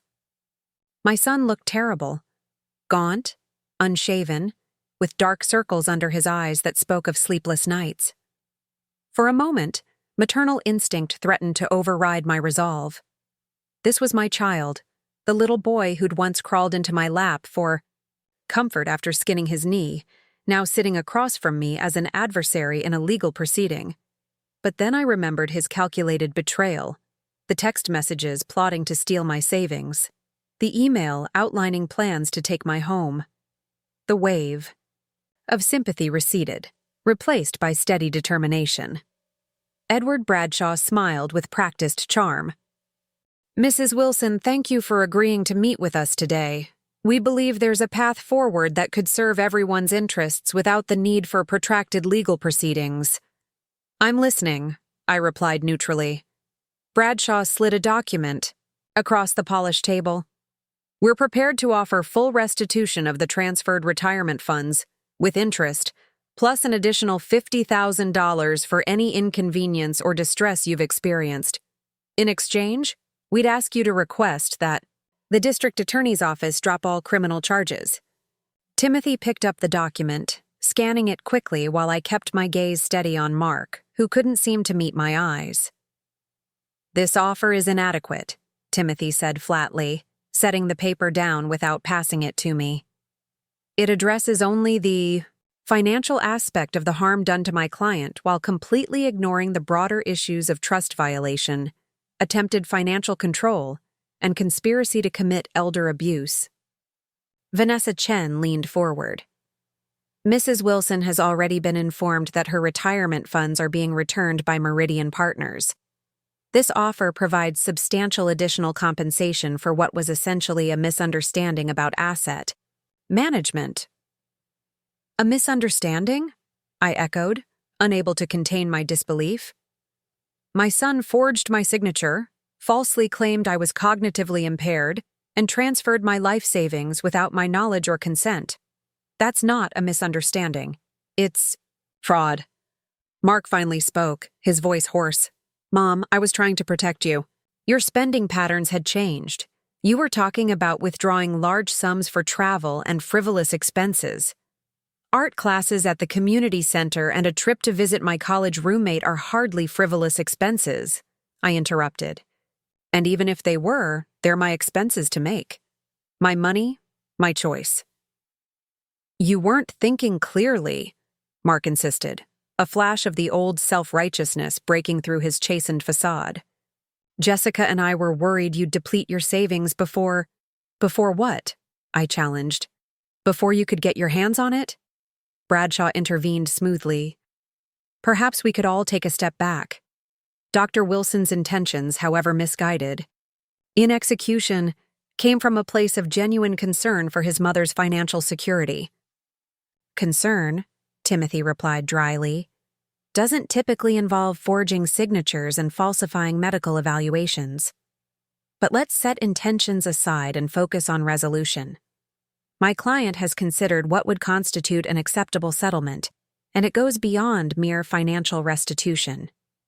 He outlined the conditions I had formulated the day before: full financial restitution, including legal fees, formal written acknowledgement of wrongdoing from all parties involved, legally binding agreements preventing any future attempts to control my assets or question my competence, and assurances that Diane would not face criminal charges for her limited role. Bradshaw and Chen exchanged glances, clearly taken aback by the comprehensive demands. Mark's face had gone pale. "These terms are extensive," Bradshaw said carefully. "The financial component is relatively straightforward, but a formal acknowledgement of wrongdoing could potentially expose Dr. Wilson to civil liability beyond this case. And we have no control over the district attorney's decisions regarding Mrs. Cooper." "Those are my conditions," I said firmly. "I'm not interested in punitive financial damages beyond what was taken from me and the costs I've incurred. But I will not agree to any settlement that doesn't include explicit acknowledgement of what was done and protection against future attempts to control my life or finances." Mark leaned forward, a hint of desperation in his voice. Mom, please, you have to understand. My entire career, everything I've worked for is at stake here. If I'm convicted of a felony, I'll lose my medical license. I could go to prison. You should have considered those potential consequences before you stole my retirement savings, I replied, keeping my voice steady despite the ache in my chest. Actions have consequences, Mark. That's something I thought I taught you long ago. Maybe we could modify the acknowledgement language, Vanessa suggested, tapping rapidly on her tablet. A statement that recognizes the transfer was unauthorized without specifically admitting to criminal intent. Timothy shook his head. That won't suffice. My client isn't interested in semantic games or half measures. Either Dr. Wilson and the others involved acknowledge exactly what they did, including the conspiracy to take control of Mrs. Wilson's house, or we proceed with the criminal case. The house? Bradshaw asked sharply, looking at Mark. What is he talking about? Mark's face drained of color. It wasn't like that. It was just a conversation, a theoretical plan to help Mom downsize to something more manageable as she aged. We have the email, Mark, I said quietly. The one you sent to Paul detailing exactly how you plan to pressure me into selling my home and how the proceeds would be distributed, primarily to benefit you, Jessica, Diane, and Paul, with only a small portion allocated for my modest senior apartment. Bradshaw turned to Mark, professional composure momentarily slipping. You didn't mention any emails about a house scheme. What else haven't you disclosed to us? Mark's silence was damning. I think we need a brief recess, Bradshaw said, standing abruptly. Dr. Wilson, Ms. Chen and I need to confer privately. They left the conference room, Mark following with slumped shoulders and a backward glance that held equal parts resentment and plea for understanding. Once the door closed behind them, I released a shaky breath I hadn't realized I was holding. You did extremely well, Timothy said, offering a reassuring smile. Especially when Mark tried to justify his actions. It's harder than I expected, I admitted, seeing him like this. Part of me still wants to protect him, even after everything he's done. That's because you're a good mother, Barbara. But protecting him now wouldn't be doing him any favors. Sometimes the most loving thing we can do is allow people to face the consequences of their choices. We sat in companionable silence for nearly 20 minutes before the door opened again. Only Bradshaw and Chen returned. Mark was noticeably absent. After consulting with our client, Bradshaw began, resuming his seat, we're prepared to accept most of your terms with some modifications. Dr. Wilson will provide full financial restitution, including your legal fees, plus the $50,000 additional compensation previously offered. He will sign a formal acknowledgement of unauthorized fund transfer and improper use of his medical credentials, though we request neutral language that doesn't explicitly admit to criminal intent. And the house scheme? Timothy pressed. Chen stepped in. Dr. Wilson acknowledges discussing the potential sale of Mrs. Wilson's home with family members, but maintains it was conceptual only and never acted upon. He's willing to include this in the formal acknowledgement. What about the other participants? I asked. Jessica was clearly involved, as were Paul and possibly Diane. Gregory and Eleanor Matthews have both attempted to intimidate me into dropping the case. I want acknowledgments from all of them. Bradshaw's expression tightened. We represent Dr. Wilson, not his extended family. We can't compel others to sign acknowledgments. Then our terms aren't met, Timothy said simply, gathering his papers as if preparing to leave. Barbara was very clear about her requirements. Wait. Bradshaw held up a hand. Perhaps we could approach this differently. Dr. Wilson could provide affidavits detailing the involvement of others in exchange for your agreement not to pursue civil claims against them. That would give you the documentation you need without requiring their direct participation in this settlement. Timothy and I exchanged glances.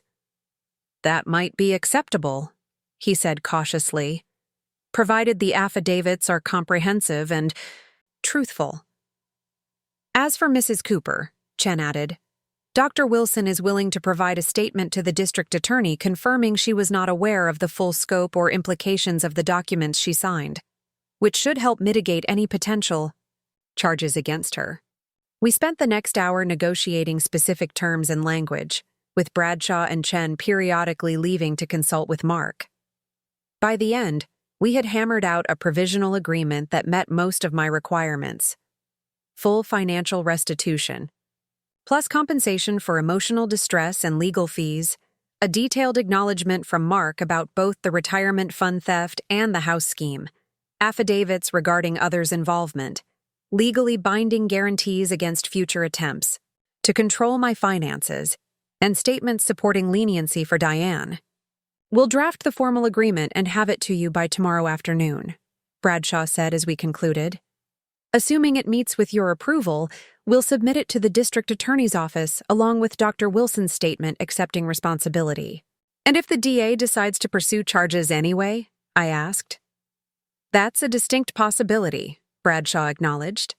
Financial elder abuse is taken very seriously, particularly when it involves abuse of professional credentials.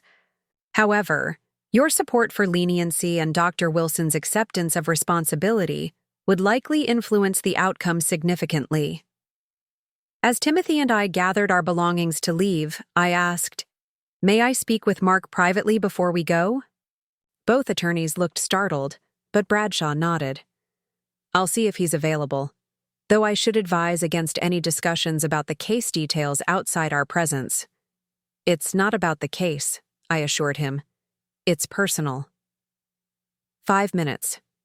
Later, Mark entered the conference room alone, closing the door behind him. He looked even more haggard up close, his physician's confident bearing replaced by the slumped posture of a man facing the collapse of his carefully constructed life. "Mom," he began, his voice rough, "I don't know what to say. I've made a terrible mistake." "Yes, you have," I agreed, not unkindly. "What I want to understand is why.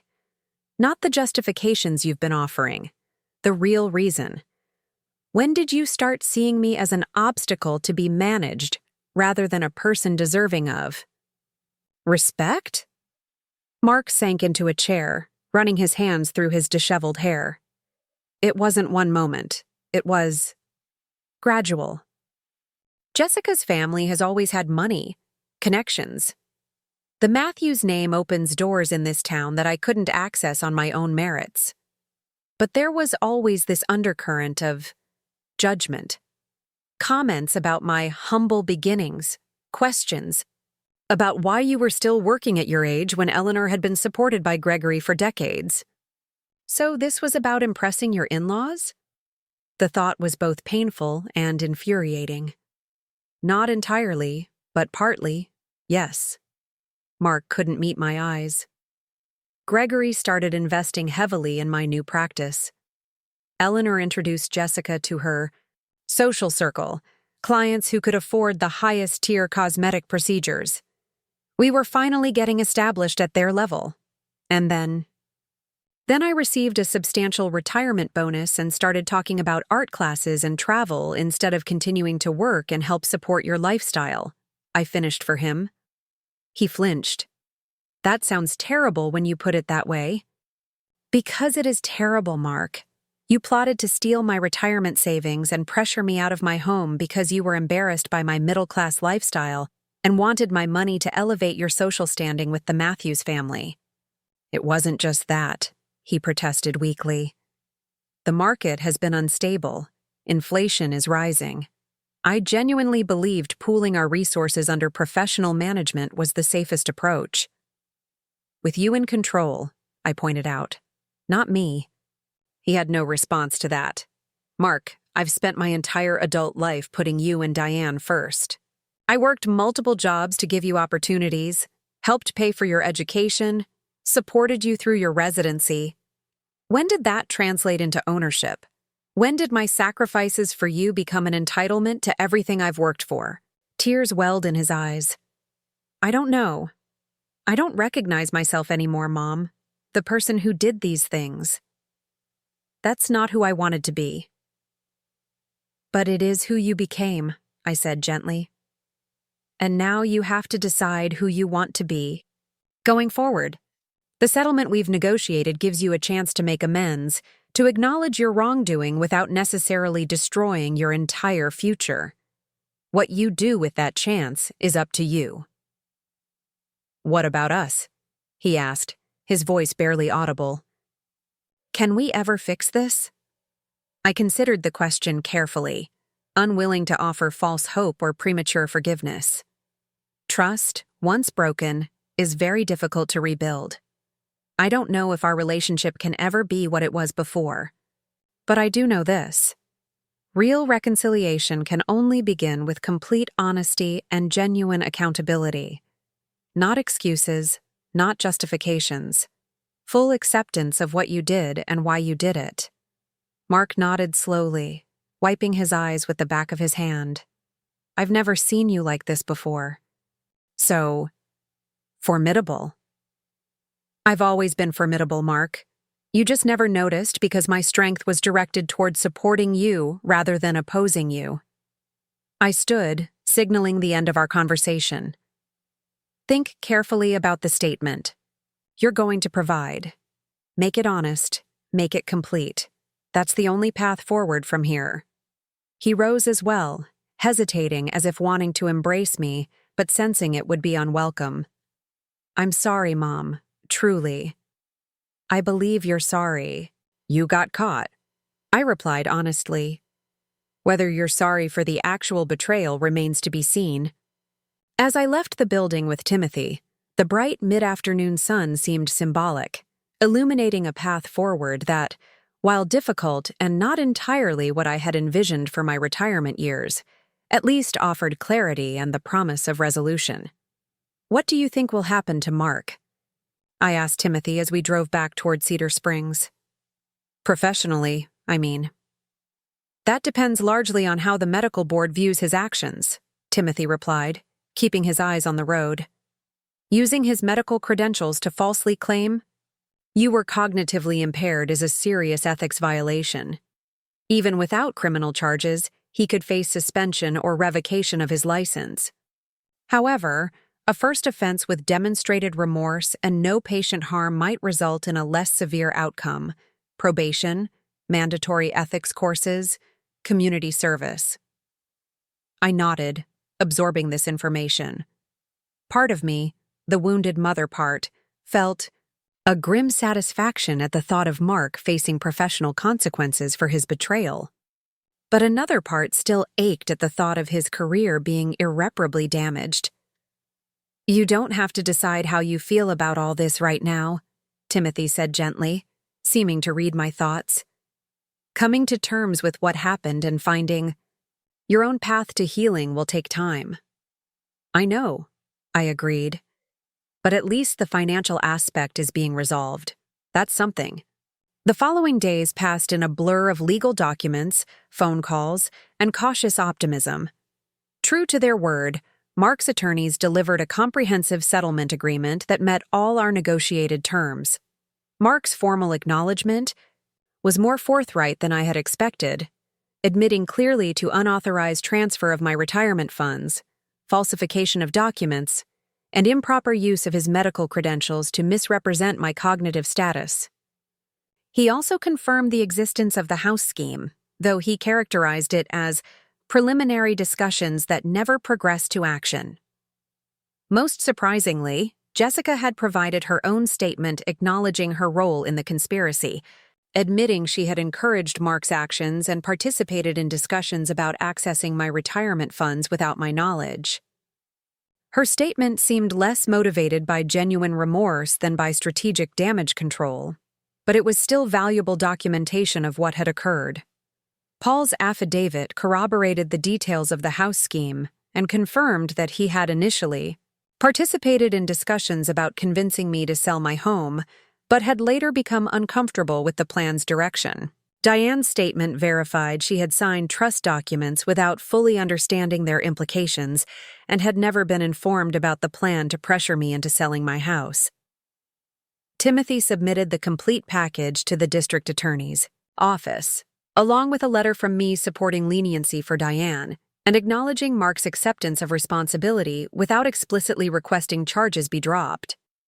"The ball is in their court now," Timothy explained when I called for an update. "Given the comprehensive nature of the settlement agreement and the fact that you'll be receiving full restitution, they may decide not to proceed with criminal charges against Mark. But they might also view the case as an opportunity to send a message about elder financial abuse. And if they do proceed, then Mark would likely be offered a plea deal, possibly involving probation, community service, and restitution rather than incarceration, especially since this is a first offense and he's demonstrated willingness to make amends." I thanked Timothy for the update and hung up, feeling strangely hollow despite the apparent progress. The settlement agreement provided everything I had asked for in concrete terms: financial restitution, acknowledgement of wrongdoing, protection against future exploitation. Yet it couldn't restore what had been irrevocably damaged: my trust in my children, my sense of family security, the retirement I had carefully planned and looked forward to. That evening, I received an unexpected visitor.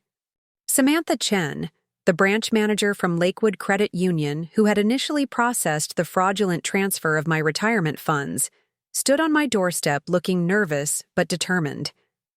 "Mrs. Wilson," she began formally, "I owe you an apology. I should have done more to verify the authorization for the transfer of your retirement funds, especially given the large amount involved. While we followed standard protocols, your case has made us realize those protocols are inadequate for protecting our members from potential financial abuse." Her candor surprised me. "Thank you for saying that, Ms. Chen. I appreciate your taking personal responsibility." "It's more than just an apology," she continued, handing me an envelope. "The credit union has implemented new security measures for large transfers from retirement accounts, including direct verbal confirmation from the account holder regardless of submitted documentation. We're calling it the Wilson Protocol, and it will help protect other members from experiencing what happened to you."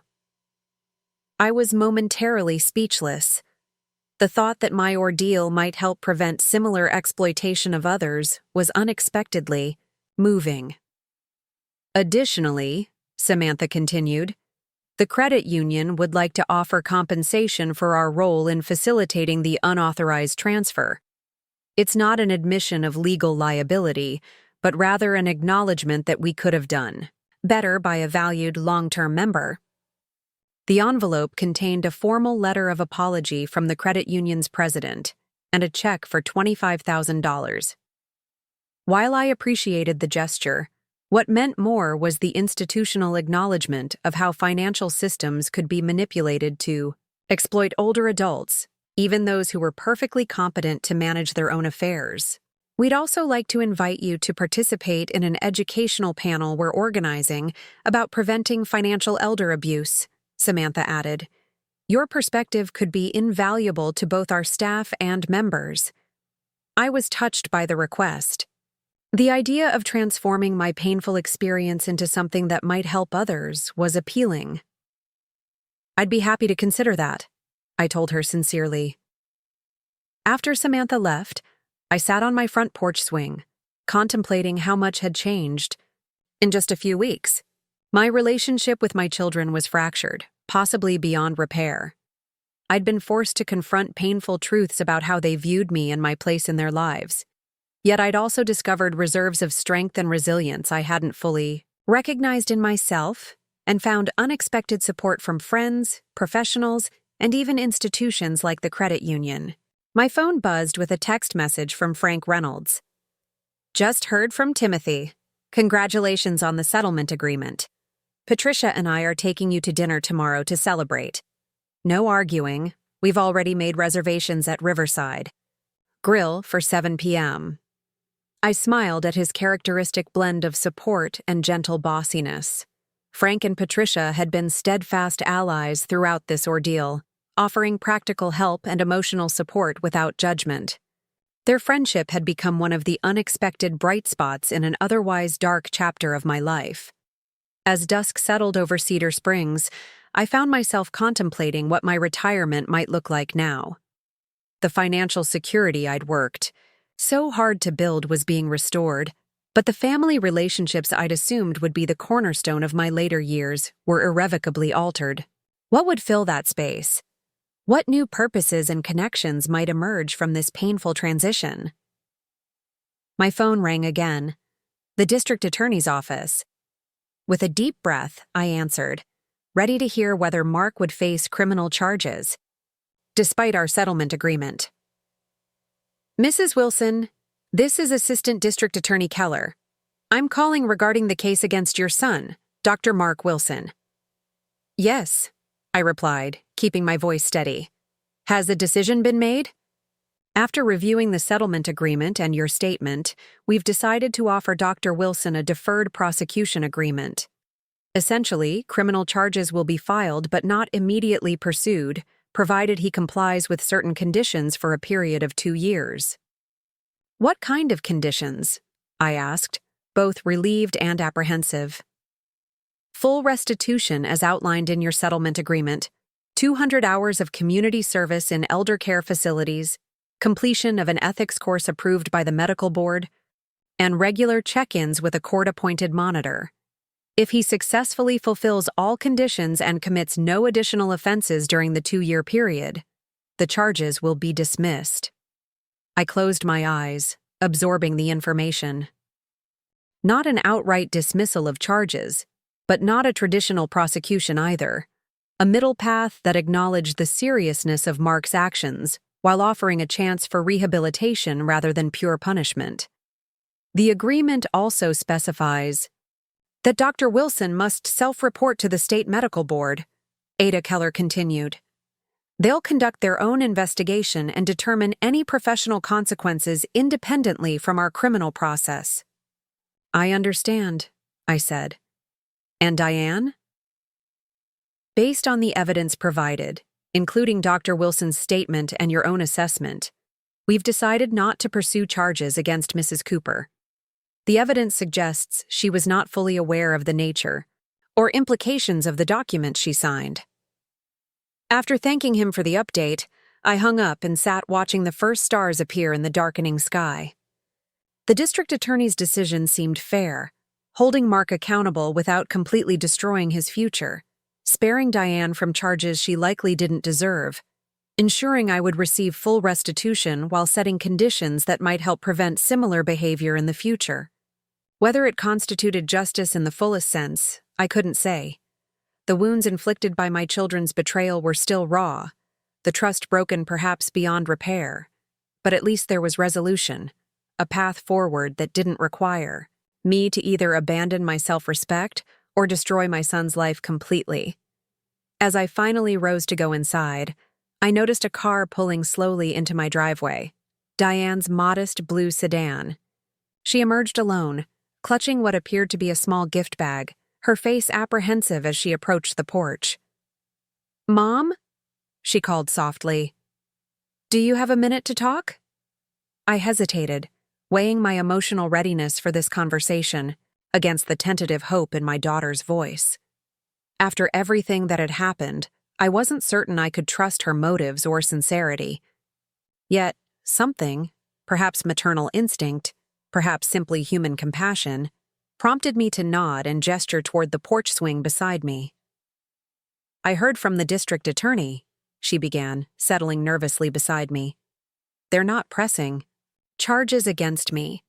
I know that's because of you, because you told them I wasn't fully involved. Thank you for that."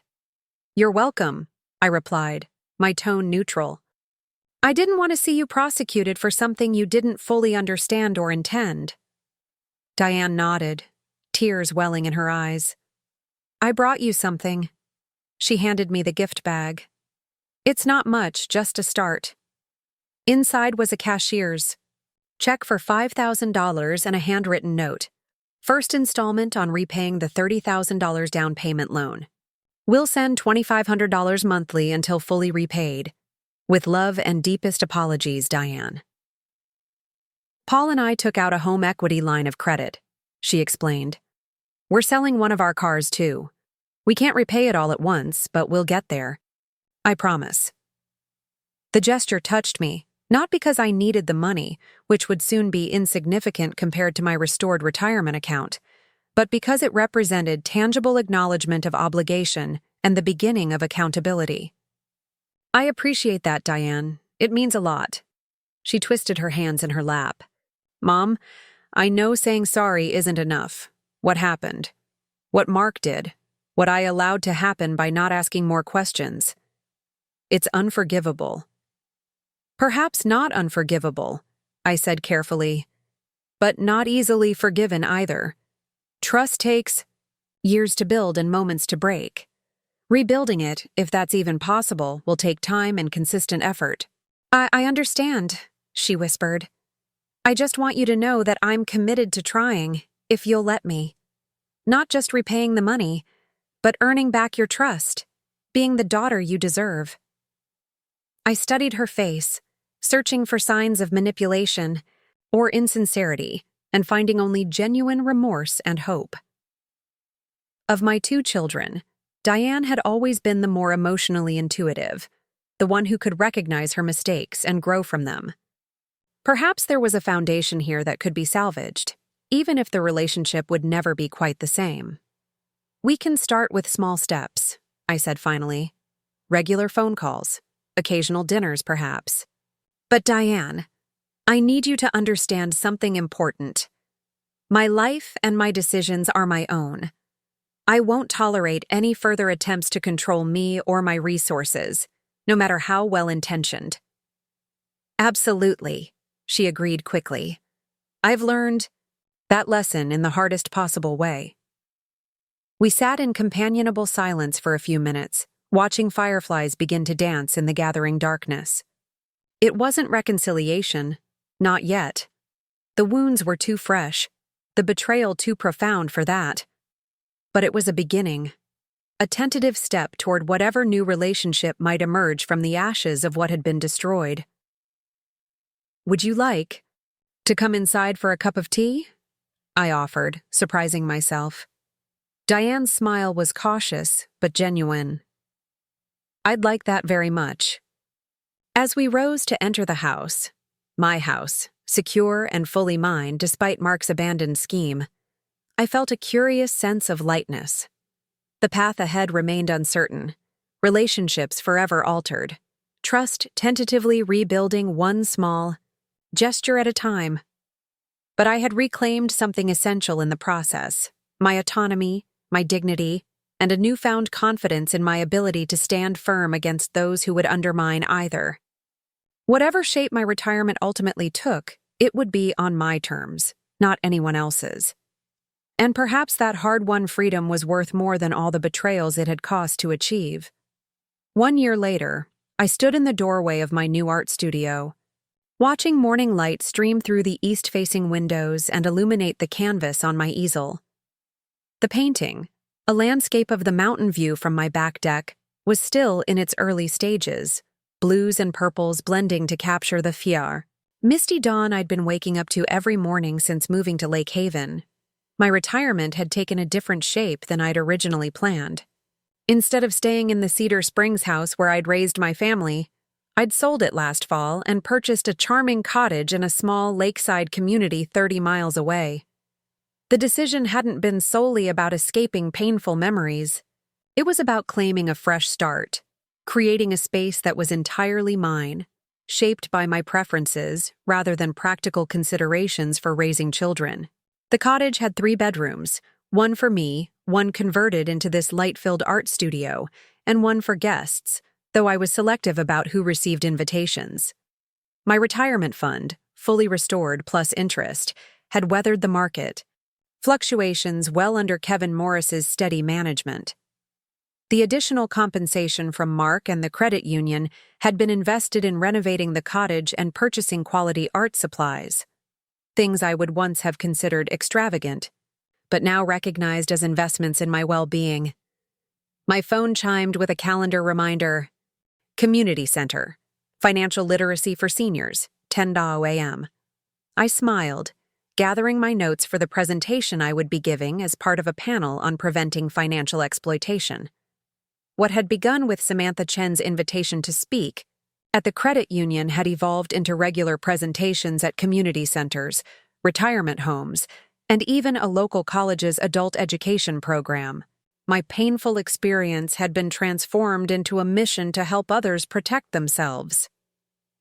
The most important thing to remember, I would tell my audiences, is that being older doesn't make you less capable of managing your own affairs. Financial exploitation thrives on the assumption that seniors are vulnerable, confused, or too trusting. Your age doesn't diminish your right to control your own resources or make your own decisions. The presentations weren't just about warning signs and prevention strategies. They were about empowerment, about refusing to be sidelined or controlled as we aged. The response had been overwhelming. So many older adults shared similar experiences of children, relatives, or caretakers who had attempted to take control under the guise of helping.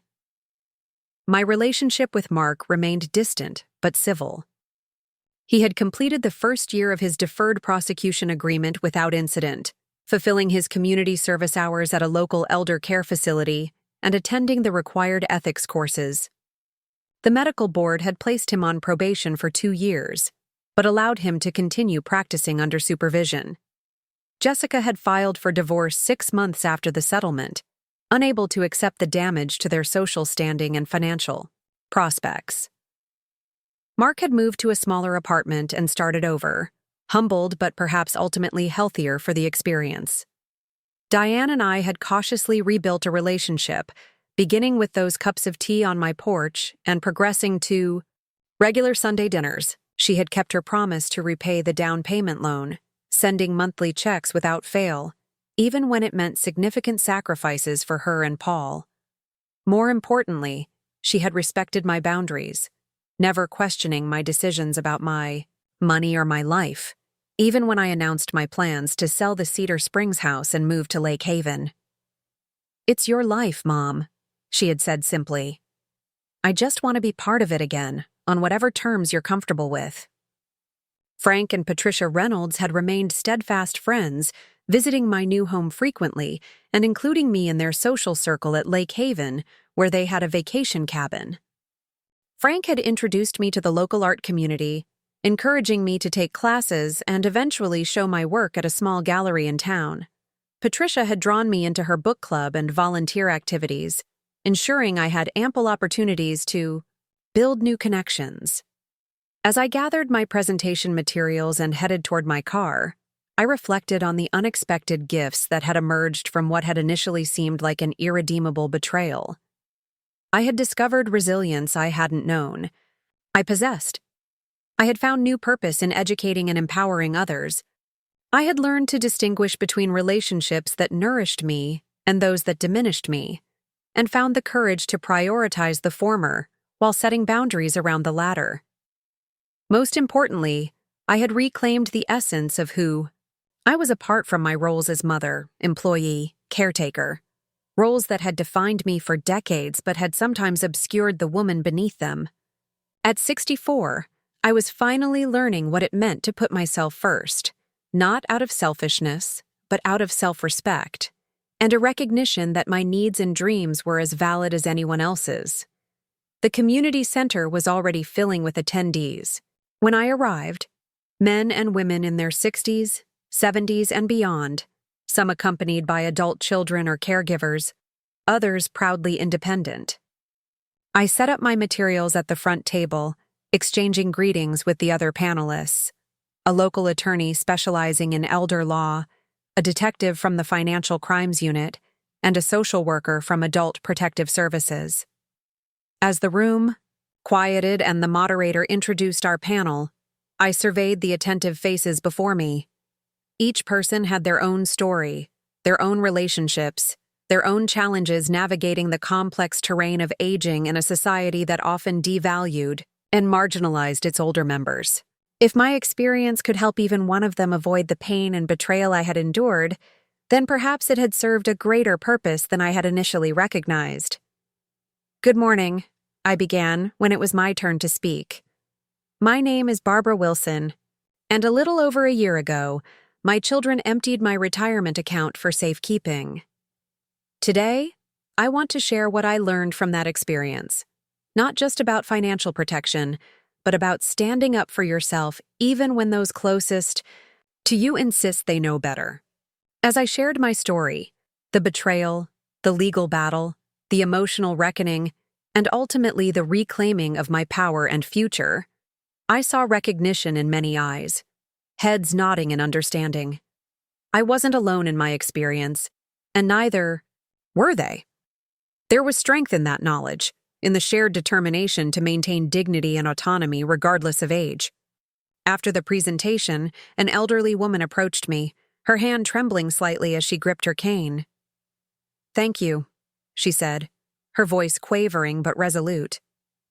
"My daughter has been trying to convince me to sign over my house to her for estate planning purposes. After hearing your story, I'm calling my own lawyer tomorrow." I squeezed her hand gently. "Trust your instincts. You've managed your affairs all these years. You haven't suddenly become incapable because you've reached a certain age." She nodded, straightening her shoulders. "Exactly. I raised 4 children and ran a business for 30 years. I think I can handle my own house, thank you very much." We shared an understanding smile, 2 women refusing to be diminished by others' assumptions about our capacity. As I watched her walk away, head held high, I felt a profound sense of contentment. The painful chapter that had begun with the discovery of my emptied retirement account had evolved into something I never could have anticipated: a new beginning, a reclaiming of self, and perhaps most unexpectedly, a way to help others claim their own power. That evening, back in my cottage by the lake, I added final brushstrokes to my mountain landscape, signing it with a flourish before stepping back to assess the completed work. It wasn't perfect. The perspective was slightly off in one corner, and I hadn't quite captured the quality of light I'd been aiming for. But it was authentically mine, an expression of how I saw the world and my place in it. Like my reimagined retirement, the painting represented both an ending and a beginning. The painful betrayal that had threatened my financial security had ultimately led me to a richer, more authentic life than I might otherwise have created. By standing firm in my own worth and refusing to be anyone's victim, I had discovered strengths I hadn't known I possessed and possibilities I hadn't dared to imagine. As the setting sun cast long shadows across my art studio, I felt a deep sense of gratitude for the journey, difficult and unexpected as it had been, that had brought me to this peaceful moment. The Barbara Wilson who had once defined herself, primarily through service to others, had evolved into a woman who honored her own dreams without apology or explanation. It wasn't the retirement I had planned, but in many ways, it was better. It was mine, shaped by my choices rather than others' expectations, rich with new friendships, creative pursuits, and meaningful work. The betrayal that had once threatened to define my later years had instead become merely the catalyst for a transformation that was still unfolding with each passing day. Up next, you've got 2 more standout stories right on your screen. If this one hit the mark, you won't want to pass these up. Just click and check them out.